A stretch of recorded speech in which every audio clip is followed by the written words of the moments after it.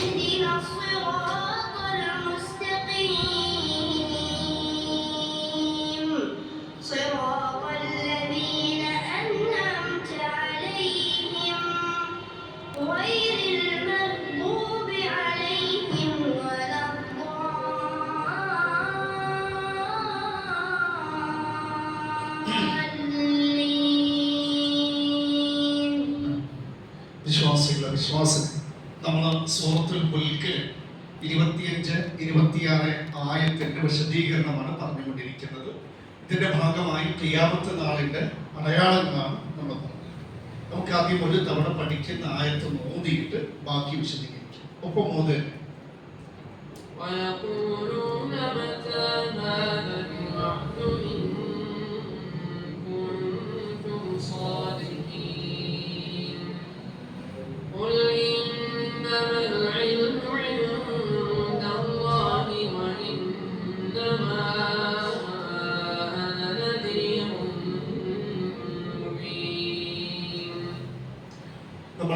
ഈ ആയത്തിൽ അല്ലാഹു നമ്മളെ അറിയിച്ച വിഷയം മക്കയിലെ മുശ്രിക്കീൻ നബിയോട് വന്ന് ചോദിക്കുകയാണ്.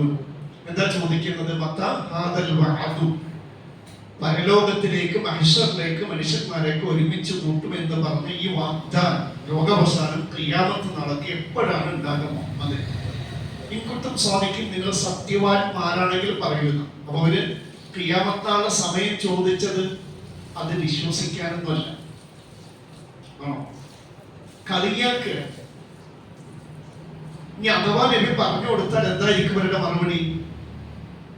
അത് നടക്കുമ്പോ നിങ്ങൾ കണ്ടിട്ട് വിശ്വസിക്കാം, അതിനു വേണ്ടി. അപ്പൊ അള്ളാഹുവിന്റെ മറുപടി കൊടുക്കാൻ പറഞ്ഞപ്പോൾ നബിയെ പറഞ്ഞു കൊടുക്കാൻ ഇന്നമല്ല ഖിയാമത്ത് നാളിന്റെ ലോകാവസാനത്തിന്റെ സമയം അത് എപ്പോഴാണ് വെളിവാകുക, എപ്പോഴാണ് നടക്കുക, അതിന്റെ അറിവ് അള്ളാഹിന്റെ അടുക്കൽ മാത്രമാണ്. അത് അള്ളാഹു സമയമാകുമ്പോൾ അള്ളാഹ് മാത്രമാണ് വെളിവാക്കുക. പിന്നെ നബിനെ അയച്ചത് മുബീൻ, ഞാൻ സ്പഷ്ടമായ ഒരു താക്കീതുകാരൻ. ഇങ്ങനെയൊക്കെ സംഭവിക്കും, പരലോകമുണ്ട്, ഒരുങ്ങിക്കോളൂ, റെഡിയായിക്കോളൂ എന്ന് നമ്മളെ പഠിപ്പിക്കുന്ന ഒരു ഗുരുനാഥൻ, അധ്യാപകൻ, മുഅല്ലിമാണ് ആര്? സല്ലല്ലാഹു അലൈഹി വസല്ലം. അത് കൃത്യമായി നബി നിർവഹിക്കുകയും ചെയ്യും. അതുകൊണ്ട് ലോകാവസാനം എന്താണെന്ന് അറിയില്ലെങ്കിലും അല്ലാഹു നബി സല്ലല്ലാഹു അലൈഹി വസല്ലം ലോകാവസാനത്തിന്റെ അടയാളങ്ങളെ പറ്റി നമുക്ക് പറഞ്ഞു തന്നിട്ടുണ്ട്. നമ്മൾ അവസാന ലോകാവസാനത്തിന്റെ അടയാളമായി പറഞ്ഞത് കള്ളപ്രവാചകന്മാർ ഏകദേശം 30ഓളം കള്ള നുബൂവത്തും പ്രവാചകത്വം വാദിച്ചിട്ട് ആൾക്കാർ രംഗത്ത് വരുന്നുള്ള ഒരു വിഷയമാണ് നമ്മൾ പറഞ്ഞത്. അത് പുലർന്നു എന്നുള്ളതാണ്. നമ്മൾ മിർസ ഗുലാം അഹ്മദ് അൽ ഖാദിയാനിയുടെ അടക്കം നമ്മുടെ ചരിത്രങ്ങൾ പറഞ്ഞ് മനസ്സിലാക്കി. അതുപോലെ ലോകാവസാനത്തിന്റെ മുന്നോടിയായി നബി പറഞ്ഞ മറ്റൊരു അടയാളമാണ്, നബി പറഞ്ഞ് പുലർന്ന അടയാളങ്ങളാണ്, പുലർന്നുകൊണ്ടിരിക്കുന്ന അടയാളങ്ങളാണ് ഇപ്പൊ നമ്മൾ പരിശോധിക്കുന്നത്. ലോകാവസാനത്തിന് മറ്റൊരു അടയാളം, ലാ തഖൂമു സ്സാഅ, ലോകം അവസാനിക്കില്ല. ഹത്താ ഖബാഇലും മിൻ ഉമ്മത്തി, എന്റെ സമുദായത്തിലെ ചില ഗോത്രങ്ങൾ ചേരും. ആരോടൊപ്പം ചേരും? ബിൽ മുശ്രിക്കീൻ, ബഹുദൈവ ആരാധകരോടൊപ്പം ചെയ്യും. അപ്പോ ശരിക്കും മുസ്ലിങ്ങൾ ബഹുദൈവ ആരാധകരായിട്ടുള്ള, വിഗ്രഹാരാധകരായിട്ടുള്ള, ശിർക്ക് ചെയ്യുന്ന ആൾക്കാരുമായി ചേരുകയും അങ്ങനെ അവരോടൊപ്പം ഇങ്ങനെ സഹകരിച്ച് അവർ വിഗ്രഹങ്ങളെ ആരാധിക്കുന്നത് വരെ ലോകം അവസാനിക്കില്ല. അപ്പോൾ ഈ ഹദീസിൽ എന്തൊക്കെ കാര്യം പഠിപ്പിച്ചു? 2 കാര്യങ്ങൾ പഠിപ്പിച്ചു. എന്തൊക്കെയാണ്? ഒന്ന് ശബ്ദം കുറയ്ക്കണം.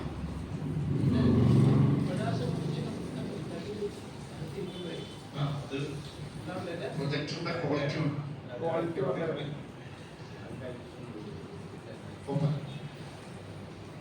നമ്മുടെ രണ്ട് കാര്യങ്ങൾ ഈ ഹദീസിൽ പഠിച്ചു. ഒന്ന്, മുസ്ലിങ്ങൾ വിഗ്രഹാരാധകരോടൊപ്പം ചെയ്യും.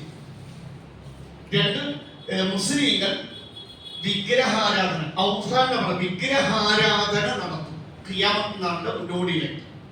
ആലോചിച്ചു, ഈ രണ്ടും ഈ ഹദീസിൽ പറഞ്ഞ രണ്ട് കാര്യങ്ങളും പുലർന്നിട്ടുണ്ടോ ഇല്ലേ? മുസ്ലിങ്ങൾ പലപ്പോഴും വിഗ്രഹാരാധന, ഷിർക്ക്, അതിനോടൊക്കെ ഒരു മൃദു സമീപനം പുലർത്തുന്നത് നമുക്ക് കാണാൻ കഴിയും. ഓണം വന്നാൽ ഓണത്തിന്റെ കൂടെ ഇങ്ങനെ കൂടെ, ക്രിസ്മസ് വന്നാൽ സ്റ്റാറൊക്കെ തൊക്കി അതിന്റെ കൂടെ ഒരു സഹകരണം. സത്യത്തിൽ വിശ്വാസം ആദ്യം പറഞ്ഞ കാര്യം കാണല്ലേ, എന്നിട്ട് അതിനൊരു പേര്, എന്താ പേര്? മതസൗഹാർദ്ദം. നമ്മുടെ വിശ്വാസികൾ മറ്റൊരു വിശ്വാസവുമായി ചേർത്ത് അതും ഇതും കൂട്ടിയിട്ടല്ല മതസൗഹാർദ്ദം.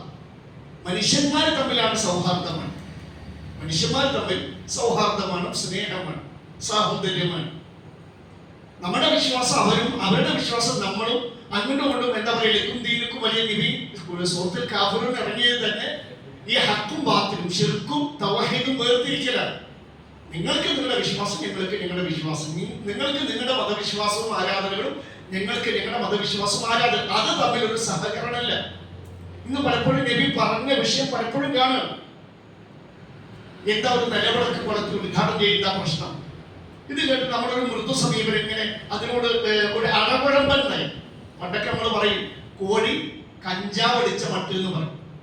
ഷിർക്കിന്റെ കാര്യത്തിൽ ഇസ്ലാം വളരെ കർശനമായ നിലപാടാണ് സ്വീകരിച്ചത്. ഒരിക്കലും ഷിർക്കിനോട് യോജിക്കാനേ പാടില്ല, അത് ദൂരെ കളഞ്ഞോണം. ഒരു കാരണവശാലും ചെറിയ ഷിർക്കും പാടില്ല, വലിയ ഷിർക്കും പാടില്ല, ഒരിക്കലും അടുപ്പിക്കരുത്.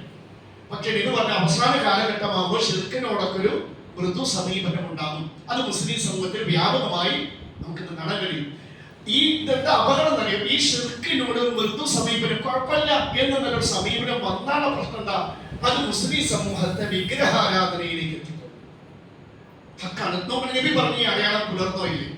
മുസ്ലിം സമൂഹത്തിൽ വിഗ്രഹാരാധന നടക്കുന്നുണ്ടോ ഇല്ലയോ? ഉണ്ട്. ഇവിടെ നബി പറഞ്ഞെന്താ? ഔസാൻ എന്നല്ല പറഞ്ഞത്. ഇതിന്റെ ഏകവചനം നമ്മൾ ശരിക്കറിയണം. ഔസാൻ, അവർ വിഗ്രഹാരാധന നടത്തുന്നവർ. ലോകാവസാനത്തിന് മുന്നോടിയായിട്ട് ഈ അടയാളം പുലർന്നതാണ്. മുസ്ലിം സമൂഹത്തിൽ പലരും വിഗ്രഹാരാധന നടത്തുന്നുണ്ട്. നമുക്ക് നോക്കാം. ഔസാൻ, ശരിക്ക് ഔസാൻ എന്നുള്ളതിന്റെ ഏകവചനമാണ് വസനുൻ. ഒന്ന് പദം പറയും, മറക്കണ്ട. വസനുൻ, ഒരു വിഗ്രഹം. അതിന്റെ ബഹുവചനമാണ് ഔസാൻ. ഹദീസ് നമ്മൾ കണ്ടത് ഏതാണ്? ഔസാൻ. ഔസാൻ എന്ന് പറഞ്ഞാൽ ജംഅ, ബഹുവചനം. ക്ലിയർ ആയില്ലേ? അതിന്റെ ഏകവചനം ഏതാണ്? വസൻ. മുസ്ലിങ്ങൾ വിഗ്രഹാരാധന നടത്തുന്നുണ്ട്. അതിന്റെ ഉദാഹരണമാണ് ഇത്. പൊക്കിക്കെട്ടിയ ഖബറിന്റെ അടുത്ത് പോയി ആഗ്രഹ സഫലീകരണത്തിന് വേണ്ടി ദുആ ചെയ്യുക, അതിൽ സുജൂദ് ചെയ്യുക ഒക്കെ വിഗ്രഹാരാധനക്ക് തുല്യമാണ്.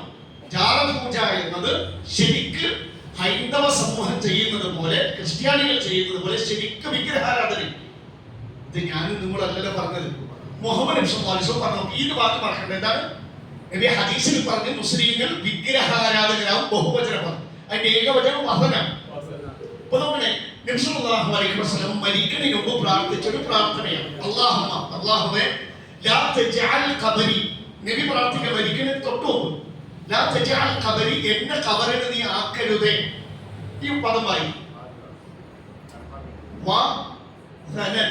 വസനൻ എന്താ വസനൻ? നമ്മളിവിടെ പറഞ്ഞു. വസൻ ഏകവചനം, വിഗ്രഹം. അതിന്റെ ബഹുവചനമാണ് നമ്മൾ ഈ പഠിച്ച ഹദീസിലുള്ളത്. ഔസാൻ. മുസ്ലിങ്ങൾ വിഗ്രഹം ഒന്നല്ല പല വിഗ്രഹങ്ങൾ ആരാധിക്കും. എത്ര ജാറങ്ങളാ! ഇതിന്റെ ഏകവചനമാണ് ഈ ഹദീസ്. വസനൻ, അല്ലാഹുവേ എന്റെ ഖബറിനെ വിഗ്രഹമാക്കരുതേ. എങ്ങനത്തെ വിഗ്രഹം? യുഅബദ്, ആരാധിക്കപ്പെടുന്ന. അപ്പൊ ഒരു ഖബർ എപ്പോഴാ വിഗ്രഹമായി മാറാം? എപ്പോഴാണ്? ആ ഖബറിൽ ഈ രൂപത്തിൽ പ്രാർത്ഥനകളും ഖബറിൽ കിടക്കുന്ന മരിച്ചുപോയ മഹാനോട് പ്രാർത്ഥനകൾ നടത്തുക, ആഗ്രഹ സഫലീകരണത്തിന് അവിടെ പോവുക, അവിടെ സുജൂദ് ചെയ്യുക, അതിനെ മുത്തുക, ഇങ്ങനെയുള്ള കാര്യങ്ങൾ നടക്കുമ്പോൾ ശരിക്കും നടക്കുന്നത് വിഗ്രഹാരാധനക്ക് തുല്യമാണ്. കാരണം നബി പ്രത്യേകിച്ച് ഖബരി എന്റെ ഖബറിനെ ആരാധിക്കപ്പെടുന്ന വിഗ്രഹമാക്കരുത് എന്ന് പറഞ്ഞു. അപ്പൊ ശരിക്കും മനസ്സിലാക്കും, മുസ്ലിം സമൂഹത്തിൽ ഈ നബിന്റെ പ്രാർത്ഥന വെച്ച് നോക്കുമ്പോൾ ശരിക്കും എന്ത് ചെയ്യുന്നു? മുസ്ലിം സമൂഹത്തിൽ വിഗ്രഹാരാധന നടക്കുന്നുണ്ട്. എത്ര വിഗ്രഹങ്ങൾ, എത്ര ഖബറ.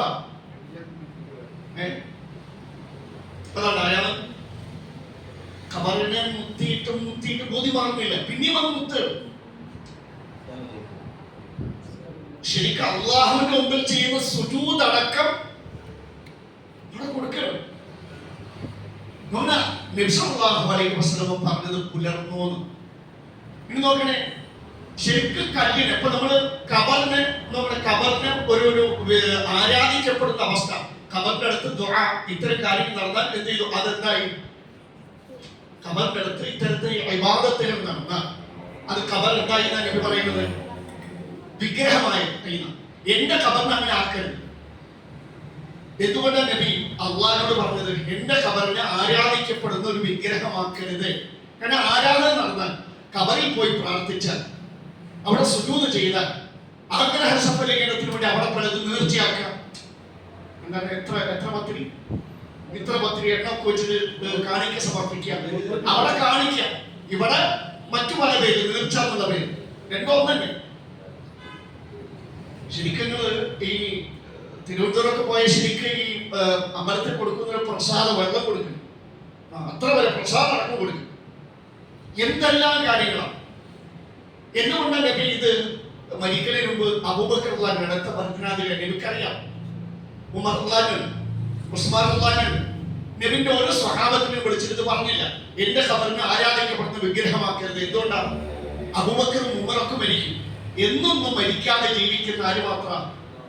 അല്ലാഹു മാത്രം. അതുകൊണ്ട് അള്ളാഹുവിനാണ് ആ കാര്യം ഏൽപ്പിച്ചത്. നബിന്റെ പ്രാർത്ഥന പലപ്പോഴും ഈ നമ്മുടെ നാട്ടിലെ ചില യാഥാസ്ഥികന്മാർ നബിന്റെ ഖബർ കെട്ടിപ്പൊക്കി എന്നൊക്കെ പറയുന്നുണ്ട്. അങ്ങനെയാണെങ്കിൽ അള്ളാഹു ഈ നബിന്റെ പ്രാർത്ഥന സ്വീകരിച്ചെന്ന് പറയേണ്ടത്. നബിന്റെ പ്രാർത്ഥന അള്ളാഹു സ്വീകരിക്കാതിരിക്കോ? പ്രത്യേകിച്ച് മരിക്കുന്നതിന് മുമ്പ് സ്വീകരിച്ചിട്ട് നബിന്റെ ഖബർ കെട്ടിപ്പൊക്കിയിട്ടില്ല. ഇതൊക്കെ ഇതൊക്കെ വിടാം. നബി നമ്മൾ പഠിച്ച ഹദീസിൽ പറഞ്ഞ പോലെ ശരിക്കും കല്ലിനെ ആരാധിക്കുന്ന സ്ഥലമാണ് നമ്മൾ പാലക്കാട്. പെരിന്തൽമണ്ണ കൂട്ടിൽ നാട്ടുകൽ അറിയില്ല, നാട്ടുകൽ ശരിക്ക് അവിടെ നിബന്ധ ഹദീസ് ശരിക്കും ഇതാണ്. ഇവിടെ ഈ പള്ളിന്റെ തൊട്ട് ശരിക്കും ഒരു കല്ലിനെയാണ് ആരാധിക്കുന്നത്. അതുകൊണ്ടാണോ ഇപ്പൊ ഈ കല്ലില്ലാണ്ടോ? റോഡ് വികസനം വന്നപ്പോൾ തൂക്കി പുറത്തിട്ട് ഏത് ഇത് ദൈവത്തിന്റെ പകുതി ഉള്ളിലാണ്. ഇപ്പൊ കാണാൻ അതിനുള്ളിൽ വധിച്ചവിട്ടരുത്. ഞാൻ ആരാധ്യനാണ്, മുസ്ലിങ്ങളാണ്. അതിനെ കൊണ്ട് സകല വണ്ടിക്കാരും നീ അത്ര പൈസ. കാരണം ഇതിന്റെ വർക്കത്തോണ്ട് ഈ കല്ലിന്റെ ബന്ധം ഇതാണ്. ഇതിന്റെ ബാക്കിയാണ് അത്ര ഉള്ളിലുണ്ട്. ഇതിന്റെ സംഭവം അറിയില്ല, കഥ നിങ്ങൾ കേട്ടിട്ടുണ്ട് അല്ലേ? ശരിക്കും കല്ല് ഈ ഇതിന്റെ അപ്പുറത്തൊരു ജാറാണ്, ക്ലിയർ. ആ ജാറത്തിന്റെ നമ്മൾ എന്ത് ചെയ്യും? അടയാളത്തിനോട് ഒരു മീസാൻ കല്ല് വെക്കുമല്ലോ, അതുപോലെ മീസാൻ കല്ല് വെച്ചു. കള്ളക്കഥയോ കെട്ടുകഥ എന്ന് വിശ്വസിക്കണ്ട. ഇത് എത്രമാത്രം അബദ്ധജന്യമാണെന്ന് ബോധ്യപ്പെടാൻ. അപ്പോ ഈ ജാറത്തിൽ കിടക്കുന്ന ചന്ദനത്തിലൊക്കെ കല്ലിന്റെ മുമ്പ്. അപ്പൊ ഈ ജാറത്തിൽ കിടക്കുന്ന മഹാന്റെ പോലീസ് അതിന്റെ മഹത്വം കൊണ്ട് എന്ത് ചെയ്യാം? ഈ കല്ല് ഇങ്ങനെ തലക്കും ഭാഗത്ത് വെച്ച മീസാൻ കല്ല് വളർന്ന് ഇങ്ങനെ പോകാൻ. ഇതിപ്പോ ഇങ്ങനെ പോയാ ആകാശം തുളച്ച് പുറത്തു പോലും പേടിയായി കമ്പനിക്ക് ചാർട്ടുന്നത്. അപ്പൊ അതിനൊരു തങ്ങള് പോണ്ടായി. ഏത് ഒരു തങ്ങള് പോണ്ടേ? ആ മുമ്പന്റെ തോളൊരു തോർത്തും കൊണ്ടുണ്ടായി. ആ തങ്ങളെ കിട്ടി മേടിക്കാൻ നമുക്ക് ഈ വാർപ്പൊക്കെ ഒന്ന് പഠിക്കാൻ ഡ്രില്ലിംഗ് മെഷീൻ ഒന്നും വേണ്ടല്ലോ.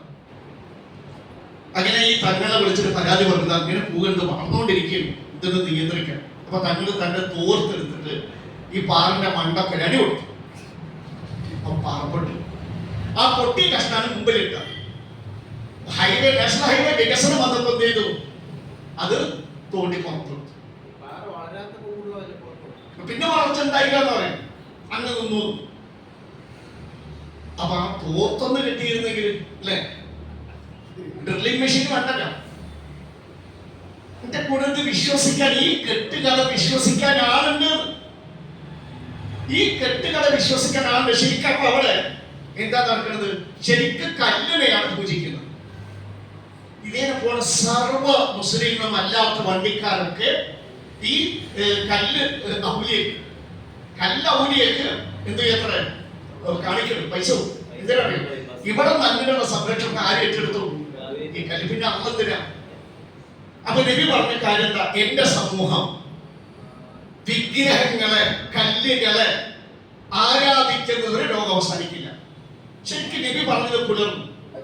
ഈ കല്ലുകൂടെ ശരിക്കും സാക്ഷാൽ മരത്തിനെ ആരാധിക്കുന്നുണ്ട്. നമ്മുടെ ആനത്തൂരിൽ പഞ്ചായത്തില് ശരിക്കും മരം മൗലിയും ശരിക്കും മരത്തിനെ ആരാധിക്കും. ആ മക്കബറയില് ശരിക്കും ഇങ്ങനെ ആ വള്ളിങ്ങനെ ആ മക്കബറ മുഴുക്ക പരന്നു കിടക്കും. വലിയൊരു വള്ളിയാണ്.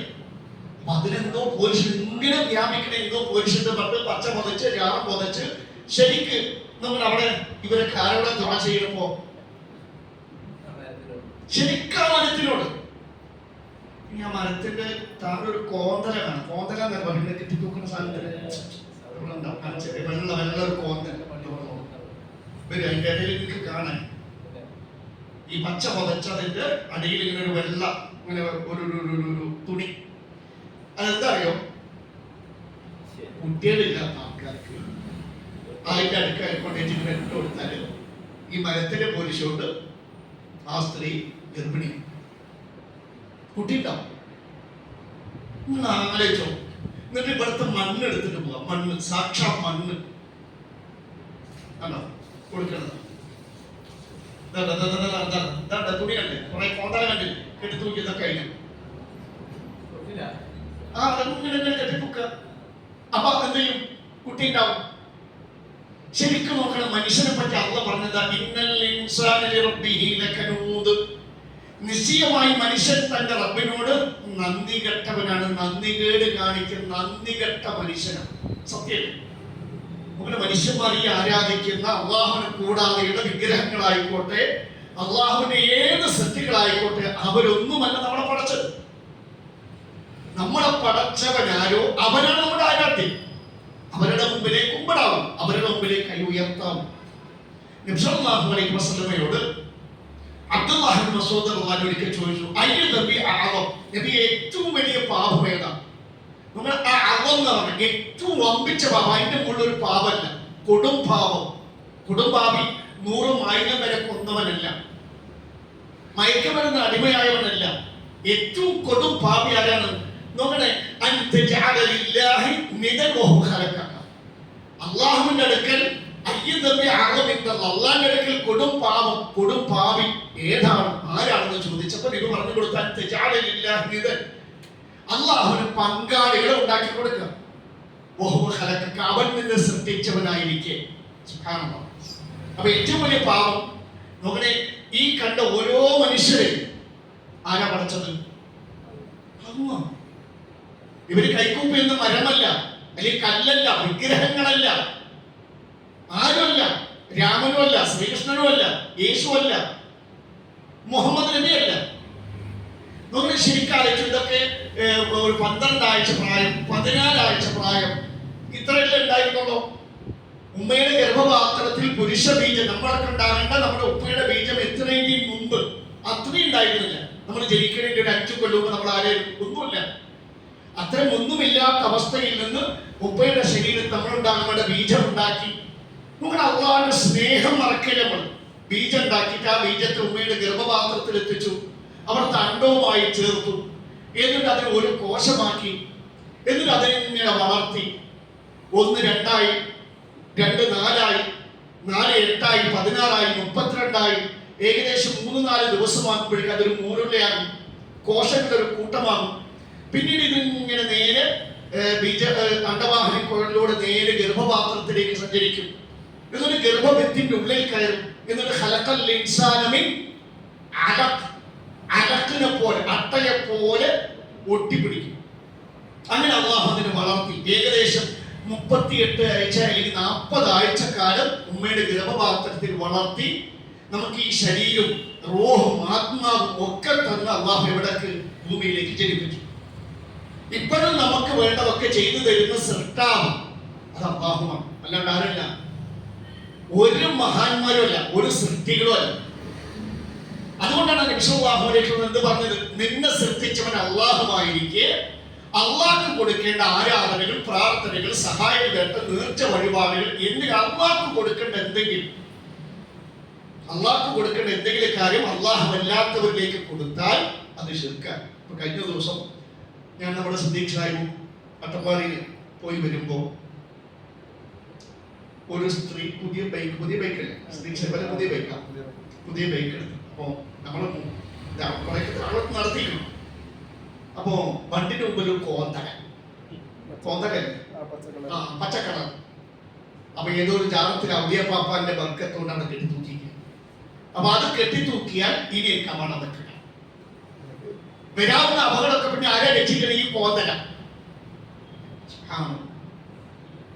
പിന്നെ അമ്മ നമ്മുടെ സംരക്ഷകനായ നമ്മൾ അവിടെ തന്നി ശിർക്കാവുന്നത് ഇങ്ങനെ ഒരുപാടുണ്ട്. നമ്മുടെ അള്ളാഹ്ക്ക് നൽകേണ്ട ആരാധന, സഹായത, പ്രാർത്ഥന, നേർച്ച, വഴിപാട്, അള്ളാഹിന്റെ സിഫത്ത് പോലെ ഇന്ന സൃഷ്ടിക്കും അള്ളാഹുവിന്റെ അതേ ഗുണം ആ മനുഷ്യനുണ്ട്. രക്ഷകൻ അള്ളാഹ്. അതുപോലെ ഈ കോതല ഈ ഔലിയപ്പാപ്പ രക്ഷിക്കും, അല്ലെങ്കിൽ ഈ ജാതത്തില് മഹാൻ രക്ഷിക്കും എന്ന് വിശ്വസിച്ചാൽ ശിർക്കായി. പക്ഷെ ഇവരാരുമല്ല നമ്മളെ സൃഷ്ടിച്ചത്, അള്ളാഹുമാണ്. നമ്മളെ സൃഷ്ടിച്ചവനാണ് സത്താവ്, അവനാണ് ശരിക്ക് ആരാധനക്കർഹൻ. ഇപ്പൊ നിങ്ങൾ ആലോചിച്ച് നോക്കാം, എന്തുകൊണ്ടാണ് അല്ലാഹുവല്ലാത്ത മറ്റാരും ആരാധ്യരല്ല, ആരാധനക്കർഹരല്ല? എന്തുകൊണ്ടാണ്? അവരാരും സൃഷ്ടാക്കളല്ല. സൃഷ്ടാവ് മാത്രമാണ് ആരാധനക്കർഹൻ. അതാണ് വിശുദ്ധ ഖുർആൻ കൃത്യമായി പഠിപ്പിക്കുന്നത്. ഇത് എല്ലാ മനുഷ്യർക്കും യോജിക്കാവുന്ന ഒരു ആശയമാണ്. നമുക്ക് അല്ലാഹു പറയുന്നത് സൂറത്തുൽ നഹ്ലിലെ 20-ാമത്തെ ആയത്ത്, والذين يدعون من دون الله لا يخلقون شيئا وهم يخلقون. والذين يدعون من دون الله, അല്ലാഹുവിനെ കൂടാതെ നിങ്ങൾ വിളിച്ച് പ്രാർത്ഥിക്കുന്നവർ നോക്കണേ, ലാ യഖ്ലുഖൂന ഷൈഅൻ, അവരൊന്നും സൃഷ്ടിച്ചിട്ടില്ല. വഹും യുഖ്ലഖൂൻ, അവർ സൃഷ്ടിക്കപ്പെട്ടവരാണ്. അല്ലാഹുവല്ലാത്ത ഒരാളുടെ മുമ്പിൽ കൈനീട്ടുമ്പോ നമ്മുടെ അവര് ഇവന്റെ ശരീരമായിക്കോട്ടെ, ഇവന് വേണ്ട എന്തെങ്കിലും കാര്യം സൃഷ്ടിക്കുന്ന ഒരു പങ്കുമില്ലല്ലോ, ഒരു പങ്കുമില്ല. നമ്മളെ സൃഷ്ടിക്കുന്ന ഒരു പങ്കുമില്ലാത്ത ഈ വെറും സൃഷ്ടികളെ എന്തിനു നിങ്ങൾ ആരാധിക്കണം എന്നാണ് അള്ളാന്റെ ചോദ്യം. ശരിയല്ലത്? ആലോചിച്ചൊക്കെ അള്ളാഹുമാണ് നമ്മൾ സൃഷ്ടിച്ചത്. സൃഷ്ടാവായ അള്ളാന്റെ കഴിവ് കൂടി നമുക്ക് ബോധ്യമാണ്. നമുക്ക് അള്ളാഹുവിന്റെ കഴിവ് ബോധ്യമില്ലാത്തത് കൊണ്ടാണ് സത്യത്തിൽ എന്ത് ചെയ്യുന്നത്?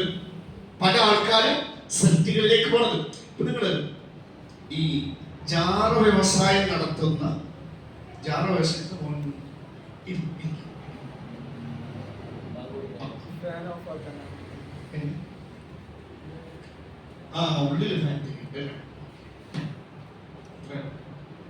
ഈ ജാറ വ്യവസായം നടത്തുന്ന ആൾക്കാരെ ശ്രദ്ധിച്ചിട്ടുണ്ട്. എന്താണ് ചെയ്യുക? ആ ജാറത്തിൽ കിടക്കുന്ന മഹാന്റെ കള്ള പോരിശ പറഞ്ഞ് കെട്ടുകഥകൾ ഉണ്ടാക്കിയിട്ട് ഇങ്ങനെ പ്രചരിപ്പിക്കും. എന്തിനാണത്? കഴിഞ്ഞ ദിവസം CM മടവൂര് ഇല്ലാത്ത കഥ അവരും അള്ളാഹ് കണ്ട വലിയ കോജാക്കന്മാരൊക്കെ അവതരിപ്പിച്ചു. എന്തിനാണ്?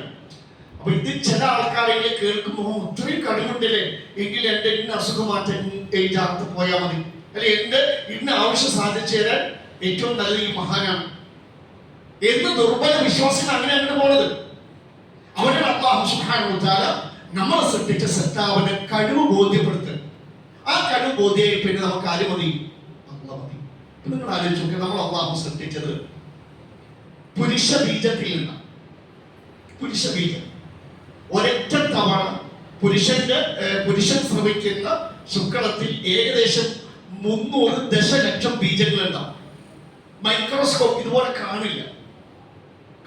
ശരിക്കും ഇതിന്റെ വലുപ്പം അറിയണമെങ്കിൽ നോക്കണേ, 4-5 മൈക്രോമീറ്റർ നീളം ഇതിന്, 2-3 മൈക്രോമീറ്റർ വീതി ഉണ്ടാവും. മൈക്രോമീറ്റർ പറഞ്ഞ എന്താ മനസ്സിലായോ? നമ്മുടെ ഇതിന്റെ 1 ഇഞ്ച് അറിയില്ല, 1 ഇഞ്ച് അല്ലെ? എത്ര അല്ലേ? 1 ഇഞ്ച് 25,000 മൈക്രോമീറ്റർ. എത്ര? 25,000 മൈക്രോമീറ്റർ ചേർന്നാണ് 1 ഇഞ്ചാണ്. അപ്പൊ ഇതിന്റെ വലിപ്പം എത്രയാണ്? 4-5 മൈക്രോമീറ്റർ. എത്ര ചെറുതാ, അതിസൂക്ഷ്മമാണ്. സൂക്ഷ്മദർശിനിയിലൂടെ നോക്കിയാൽ മാത്രമേ ഇതിന് കാണൂ. നോക്കണം, അത്രയ്ക്ക് ചെറിയ അതിസൂക്ഷ്മമായ ഈ ബീജത്തിൽ അല്ലാഹു സുബ്ഹാനഹു വ തആല നോക്കണേ, 4 അവയവങ്ങൾ, 4 പാർട്ട്, 4 അവയവം ഉണ്ടാകും. അപ്പൊ അള്ളാന്റെ കടുവത്രയാണ്. ഒരു അരിമണിയുടെ വലുപ്പുണ്ടെങ്കിൽ പോട്ടെ, ഒരു കടുകുമണിയുടെ വലുപ്പുണ്ടെങ്കിൽ പോലും നമുക്ക് എന്തെങ്കിലും ഡിസൈൻ എന്തെങ്കിലും ചെയ്യാമെന്ന് വിചാരിക്കാം. ഒരു കടുകുമണിയിൽ നിങ്ങൾക്ക് എത്ര അവയവം ഉണ്ടാക്കാൻ പറ്റും? ഒരു കടുകുമണി എടുത്തിട്ട് അതിലൊരു തല, കഴുത്ത്, മധ്യഭാഗം, ഒരു കാല്, ഒരു കടുകുമണിയിൽ ഉണ്ടാക്കാൻ പറ്റുമോ? പിന്നെ എന്തെങ്കിലും ഉണ്ടാക്കാൻ പറ്റുക? കടുകുമണിയേക്കാൾ ചേർന്ന് ഒരു പഞ്ചസാര തരിയിൽ പറ്റുമോ? ഈ ബീജത്തിന് ഒരു പഞ്ചസാര തരിയുടെ വലുപ്പുണ്ടോ? ഉണ്ടോ? ഇല്ല, കാണില്ല, കണ്ണോട് കാണില്ല. പക്ഷെ അല്ലാഹു സുബ്ഹാനഹു വ തആല 4 അവയവം, തല, ഒരു കഴുത്ത്, മധ്യഭാഗം, നീണ്ടൊരു വാല്. സുബ്ഹാനല്ലാഹ്, അല്ലാഹ് അതാണ് സൃഷ്ടാവിന്റെ സൃഷ്ടി വൈഭവം. ഇത്രയും കഴിവുള്ള അല്ലാഹ് പോരെ. ഇതിൽ അള്ളാഹുവിന്റെ മറ്റൊരു വലിയൊരു കാര്യം, നമ്മൾ മനുഷ്യനുണ്ടാകാൻ വേണ്ട ന്യൂക്ലിയസ് അല്ലെങ്കിൽ ബീജം ഇതിന്റെ ഉള്ളിലാണ്, തലയോട്ടിക്കുള്ളില്ല. എത്ര ഭദ്രമായിട്ട് അമ്മ സൃഷ്ടിച്ചത്. അങ്ങനെ ശരിക്ക് ഈ ബീജത്തെ ഗർഭപാത്രത്തിൽ എത്തിക്കണം. അപ്പൊ ഇത് ചലിക്കണം, അതിന് ഊർജം വേണം. ഇതിന്റെ മധ്യഭാഗത്തുള്ള ഒരു സാധനം എന്ത് ചെയ്യുന്നത്, ഊർജമായി ഉപയോഗിച്ചിട്ട് അപ്പോ ഈ വാലിങ്ങനെ അളകും. അപ്പോഴാണ് ഒരു ഉമ്മയുടെ ഗർഭാശയക്കുഴലിലൂടെ സ്പീഡ് ബോട്ടിന്റെ വേഗത്തിൽ സഞ്ചരിച്ച് അണ്ടാശയത്തിന്റെ അടുക്കെത്തുമ്പോൾ ഇതിന്റെ മുമ്പിൽ എൻസൈം ഒക്കെ വെച്ചിട്ടുണ്ട്. ആ എൻസൈം പൊട്ടിച്ച് അണ്ടാശയത്തിൽ പുരട്ടും. എന്നിട്ട് എന്ത് ചെയ്യും, ഇതിനെ അതിന്റെ ഉള്ളിലേക്ക് കയറ്റും.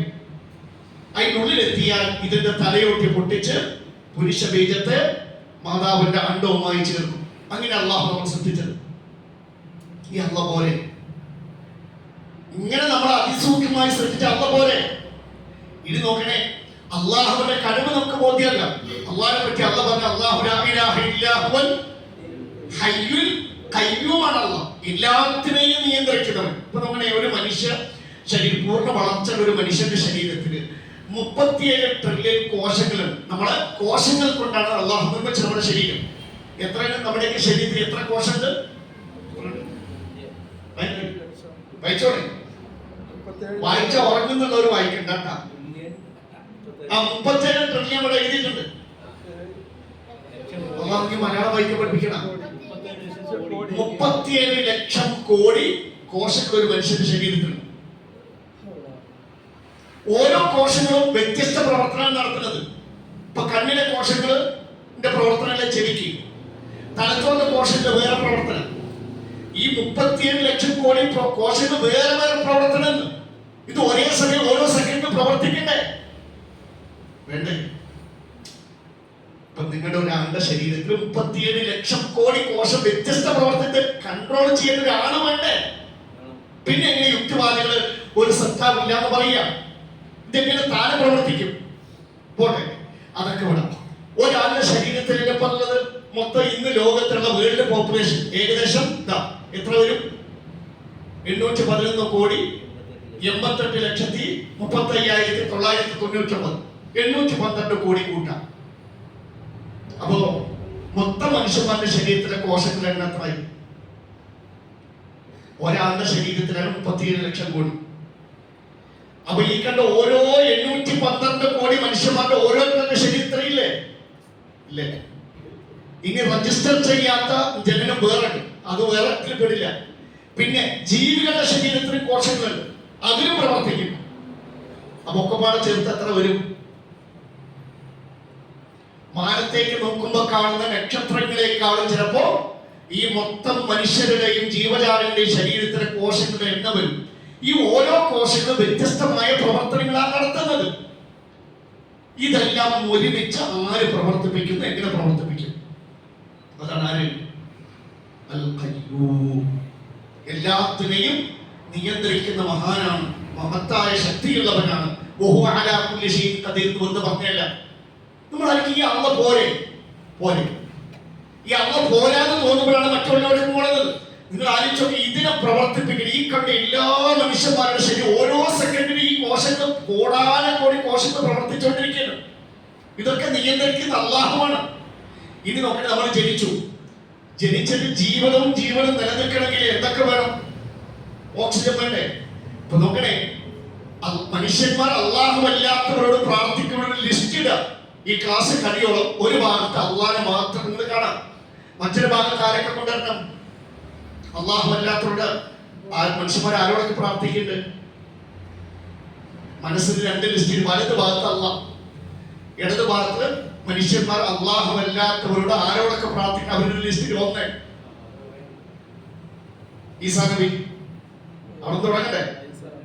ഈസാ നബി, പിന്നെ വിഗ്രഹങ്ങൾ, ഔലിയന്മാര്, പാപ്പമാര്, നബിമാര്, തങ്ങന്മാര്, മലക്കുകൾ, ഇങ്ങനെ പലതിന്റെ ലിസ്റ്റ് ഉണ്ട്. നോക്കണേ, ആ ബീവിമാരൊക്കെ ഒക്കെ വന്നു, പിച്ചാത്തമാരും കുട്ടിച്ചാത്തമാരും ഒക്കെ വന്നു. നോക്കണേ, ഈ കണ്ട ആരെങ്കിലും നമുക്ക് ശ്വസിക്കാൻ വേണ്ടി ഒരു ഓക്സിജൻ ആറ്റം ഉണ്ടാക്കി തന്നിട്ടുണ്ടോ? ശൂന്യതയിൽ നമുക്ക് ഭക്ഷണം, നോക്കണേ, ഭക്ഷണം ഉണ്ടാകണമെങ്കിൽ പല പ്രക്രിയ നടക്കണം. എന്ത് ചെയ്യണം? സൂര്യപ്രകാശം വരണം, വെള്ളം വേണം. ഇതെല്ലാം നമുക്ക് തന്നതാര്? ഇതെല്ലാം തന്നത് അല്ലാഹുവല്ലേ? നമ്മൾ ആലോചിച്ചോക്കെ. ഇനി നമ്മുടെ ശരീരത്തിൽ, നമ്മുടെ ഹൃദയത്തിന് 4 വാൾവുകൾ. ഇപ്പൊ ജാഗ്രത പോണ ഒരു മനുഷ്യനോട്, അല്ലെങ്കിൽ അല്ലാഹുവല്ലാത്തവരോട് കൈകൂപ്പിൽ നിൽക്കുന്ന ഒരു മനുഷ്യനോട് ചോദിക്കുക, ആ മനുഷ്യന്റെ ഹൃദയത്തിൽ 4 അറകൾ. ഈ 4 അറകളിൽ 4 വാൾവുകൾ.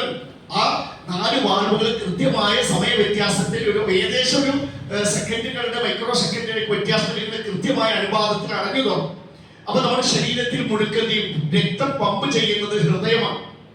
രക്തം ഒരു റൂട്ടിലേക്ക് മാത്രമേ സഞ്ചരിക്കണം. എതിർ ദിശയിലേക്ക് രക്തം റിവേഴ്സ് ഒഴുകില്ല.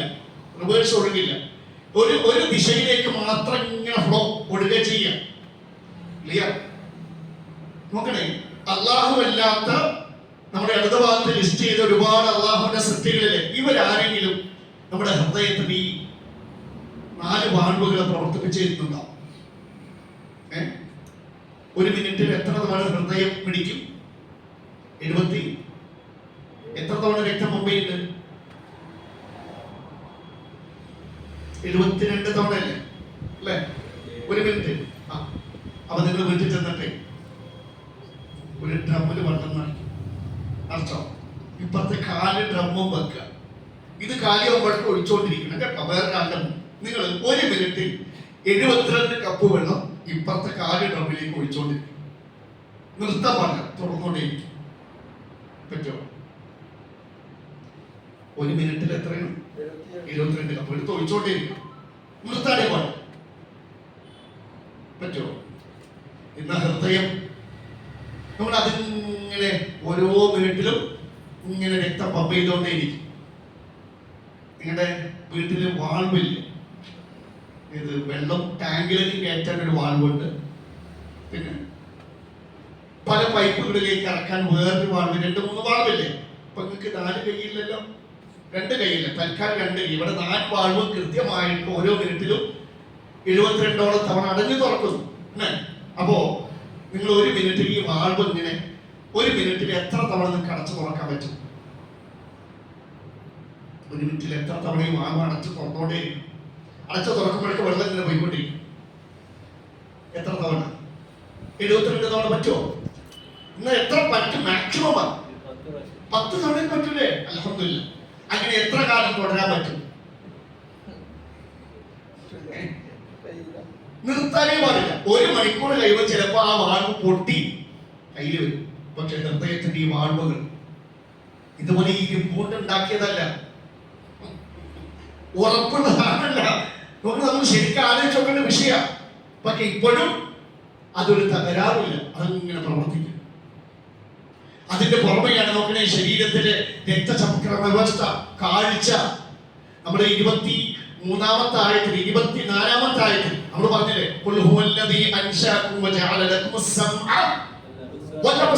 അവിടെ നമ്മുടെ കാഴ്ചയുടെ മഹത്വം പറഞ്ഞു. കണ്ണില്ലെങ്കിലേ കണ്ണിന്റെ വില അറിയോട്ടെ, കണ്ണിന്റെ പാർട്ടൊക്കെ പറഞ്ഞില്ലേ? ഒരൊറ്റ കാഴ്ചയിൽ 100 ബില്യൺ പ്രവർത്തനം നടന്നാലേ ഒരു കാഴ്ച കിട്ടുള്ളൂ. അതിനെ കണ്ടോണ്ടേയിരിക്കുന്നു. അതേ സമയത്ത് നമ്മുടെ ചെവി, കേൾവിക്ക് വേണ്ട സംവിധാനങ്ങൾ, അതിന്റെ പുറമേ 37 ട്രില്യൺ കോശങ്ങൾ പ്രവർത്തിക്കുന്നു.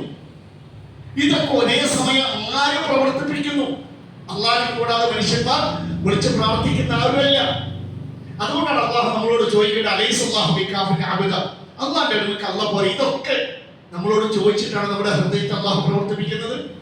നമ്മുടെ കാഴ്ച ശക്തി നിരന്തരമായതിനെ പ്രവർത്തിപ്പിക്കുക, അതിന് വേണ്ട ഫങ്ഷൻസും അതിന്റെ കാര്യങ്ങളൊക്കെ നിയന്ത്രിക്കുന്നത് നമ്മളോട് ചോദിച്ചിട്ടാ. കണ്ണ് തുറന്നാൽ കാണാം, ചെവി തുറന്നാൽ ഒന്ന് ശ്രദ്ധിച്ചാൽ ശബ്ദങ്ങൾ നമുക്ക് കേൾക്കാം. ഇതെല്ലാം നമ്മൾ അറിയാതെ നടക്കുന്നു. നമ്മൾ ഇതൊക്കെ പ്രവർത്തിപ്പിച്ചു തന്ന നിങ്ങൾക്ക് ആഹാരം, വെള്ളം, വെളിച്ചം എല്ലാം ശ്വസിക്കാൻ വേണ്ട വായു, നിങ്ങൾ പുറത്തു വിടുന്ന കാർബൺ ഡയോക്സൈഡ് നിങ്ങൾക്ക് അപകടമാണ്. അപ്പൊ അത് ശുദ്ധീകരിക്കാൻ വേണ്ടി ചെടികളുടെ ഇലകൾ കൊണ്ട് വലിപ്പിക്കുന്നു. ഇതൊക്കെ ചെയ്യിപ്പിക്കുന്ന അള്ളാഹ് പോരെ. ഇനിയും അള്ളാഹ് പോരാൻ തോന്നിയിട്ട് വേറെ വല്ല ജാലത്തേക്ക് പോവുകയാണെങ്കിൽ ഇതാ ഒരു കാര്യം മാത്രം നോക്കാം. ഇത് അള്ളാഹുവിന്റെ കഴിവ് മനസ്സിലാക്കാം, അള്ളാഹു അല്ലാത്തവരുടെ കഴിവുകൾ മനസ്സിലാക്കാം. ഇതുപോലെ നമ്മളെ സഹായിക്കുന്ന അള്ളാഹ് മതിയും തീരുമാനിക്കുക. നമ്മുടെ ശ്വാസനാളത്തിന്റെ മുകളിൽ ചെറുനാക്ക് എന്ന് കേട്ടിട്ടുണ്ടോ? ചെറുനാക്ക്. ആ ചെറുനാക്കിനെ പ്രവർത്തിപ്പിക്കാനെങ്കിൽ ഈ പറഞ്ഞമായി മരിച്ചുപോയ മഹാന്മാർക്കോ കുട്ടിച്ചാത്തമാർക്കോ തങ്ങന്മാർക്കോ വിവാത്തുമാർക്കോ മലക്കുകൾക്കോ വേറെ ആർക്കെങ്കിലും കഴിയും. ആ ചെറുനാക്ക് പ്രവർത്തിച്ചില്ലെങ്കിൽ അപകടം എന്താ? വല്ല പിടുത്തം കിട്ടിയോ? എന്റെ കൂട്ടരെ, നമ്മുടെ വായ ഇങ്ങനെ വരുമ്പോ ശ്വാസം കടത്തി വരുന്ന ശ്വാസനാളവും ലെൻസിലേക്ക് ഓക്സിജൻ കടത്തി വരുന്ന ശ്വാസനാളല്ലേ, അതും തിന്നണില്ലേ? ഭക്ഷണത്തിന് എന്താ പേര്? അന്നം എന്നല്ല പറയാ. അന്നം. അന്നനാളം അടുത്ത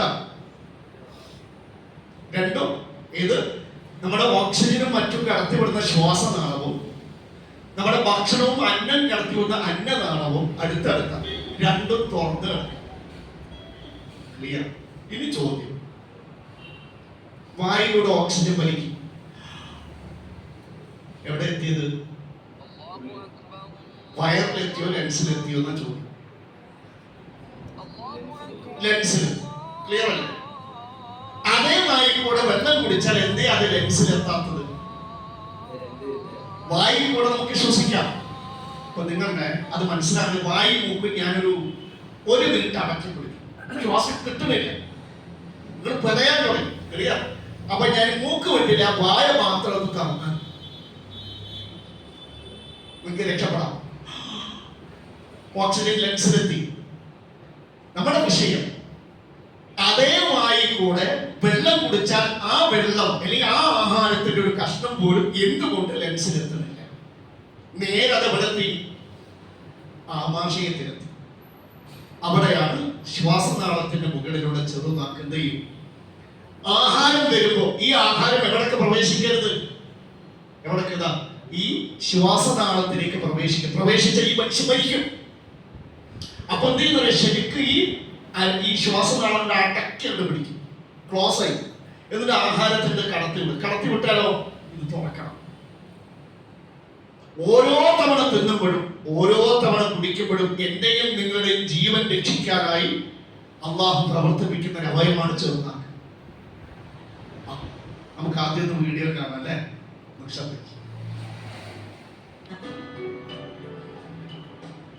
മനുഷ്യന് തന്റെ വായ ശ്വസിക്കാനും ഭക്ഷിക്കാനും ഉപയോഗിക്കാം.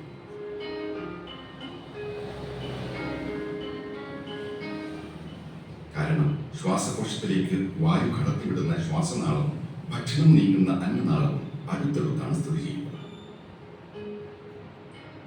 എന്നിരുന്നാലും ഇവിടെ വളരെയധികം ശ്രദ്ധിക്കപ്പെടേണ്ട ഒരു കാര്യമുണ്ട്. ചവച്ചരക്കപ്പെട്ട ഭക്ഷണം അന്നനാളത്തിന് പകരം ശ്വാസനാളത്തിലേക്കാണ് ചെല്ലുന്നതെങ്കിൽ മരണം ഉറപ്പാണ്. മനുഷ്യൻ ദിനം പ്രതി 100 കണക്കിന് തവണ വിഴുങ്ങുന്നുണ്ട്. ഒരു തുള്ളി വെള്ളമെങ്കിലും വഴിമാറി പോവുകയാണെങ്കിൽ മരണം ഉറപ്പാണ്.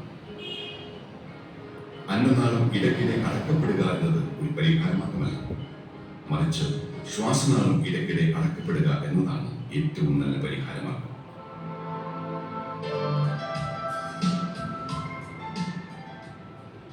അന്നനാളത്തിന്റെ മുകളിൽ സ്ഥിതി ചെയ്യുന്ന ചെറുനാക്ക് നമ്മൾ ഭക്ഷണം വിഴുങ്ങുമ്പോൾ ശ്വാസനാളം യാന്ത്രികമായി അടച്ചുപിടിക്കുന്നു.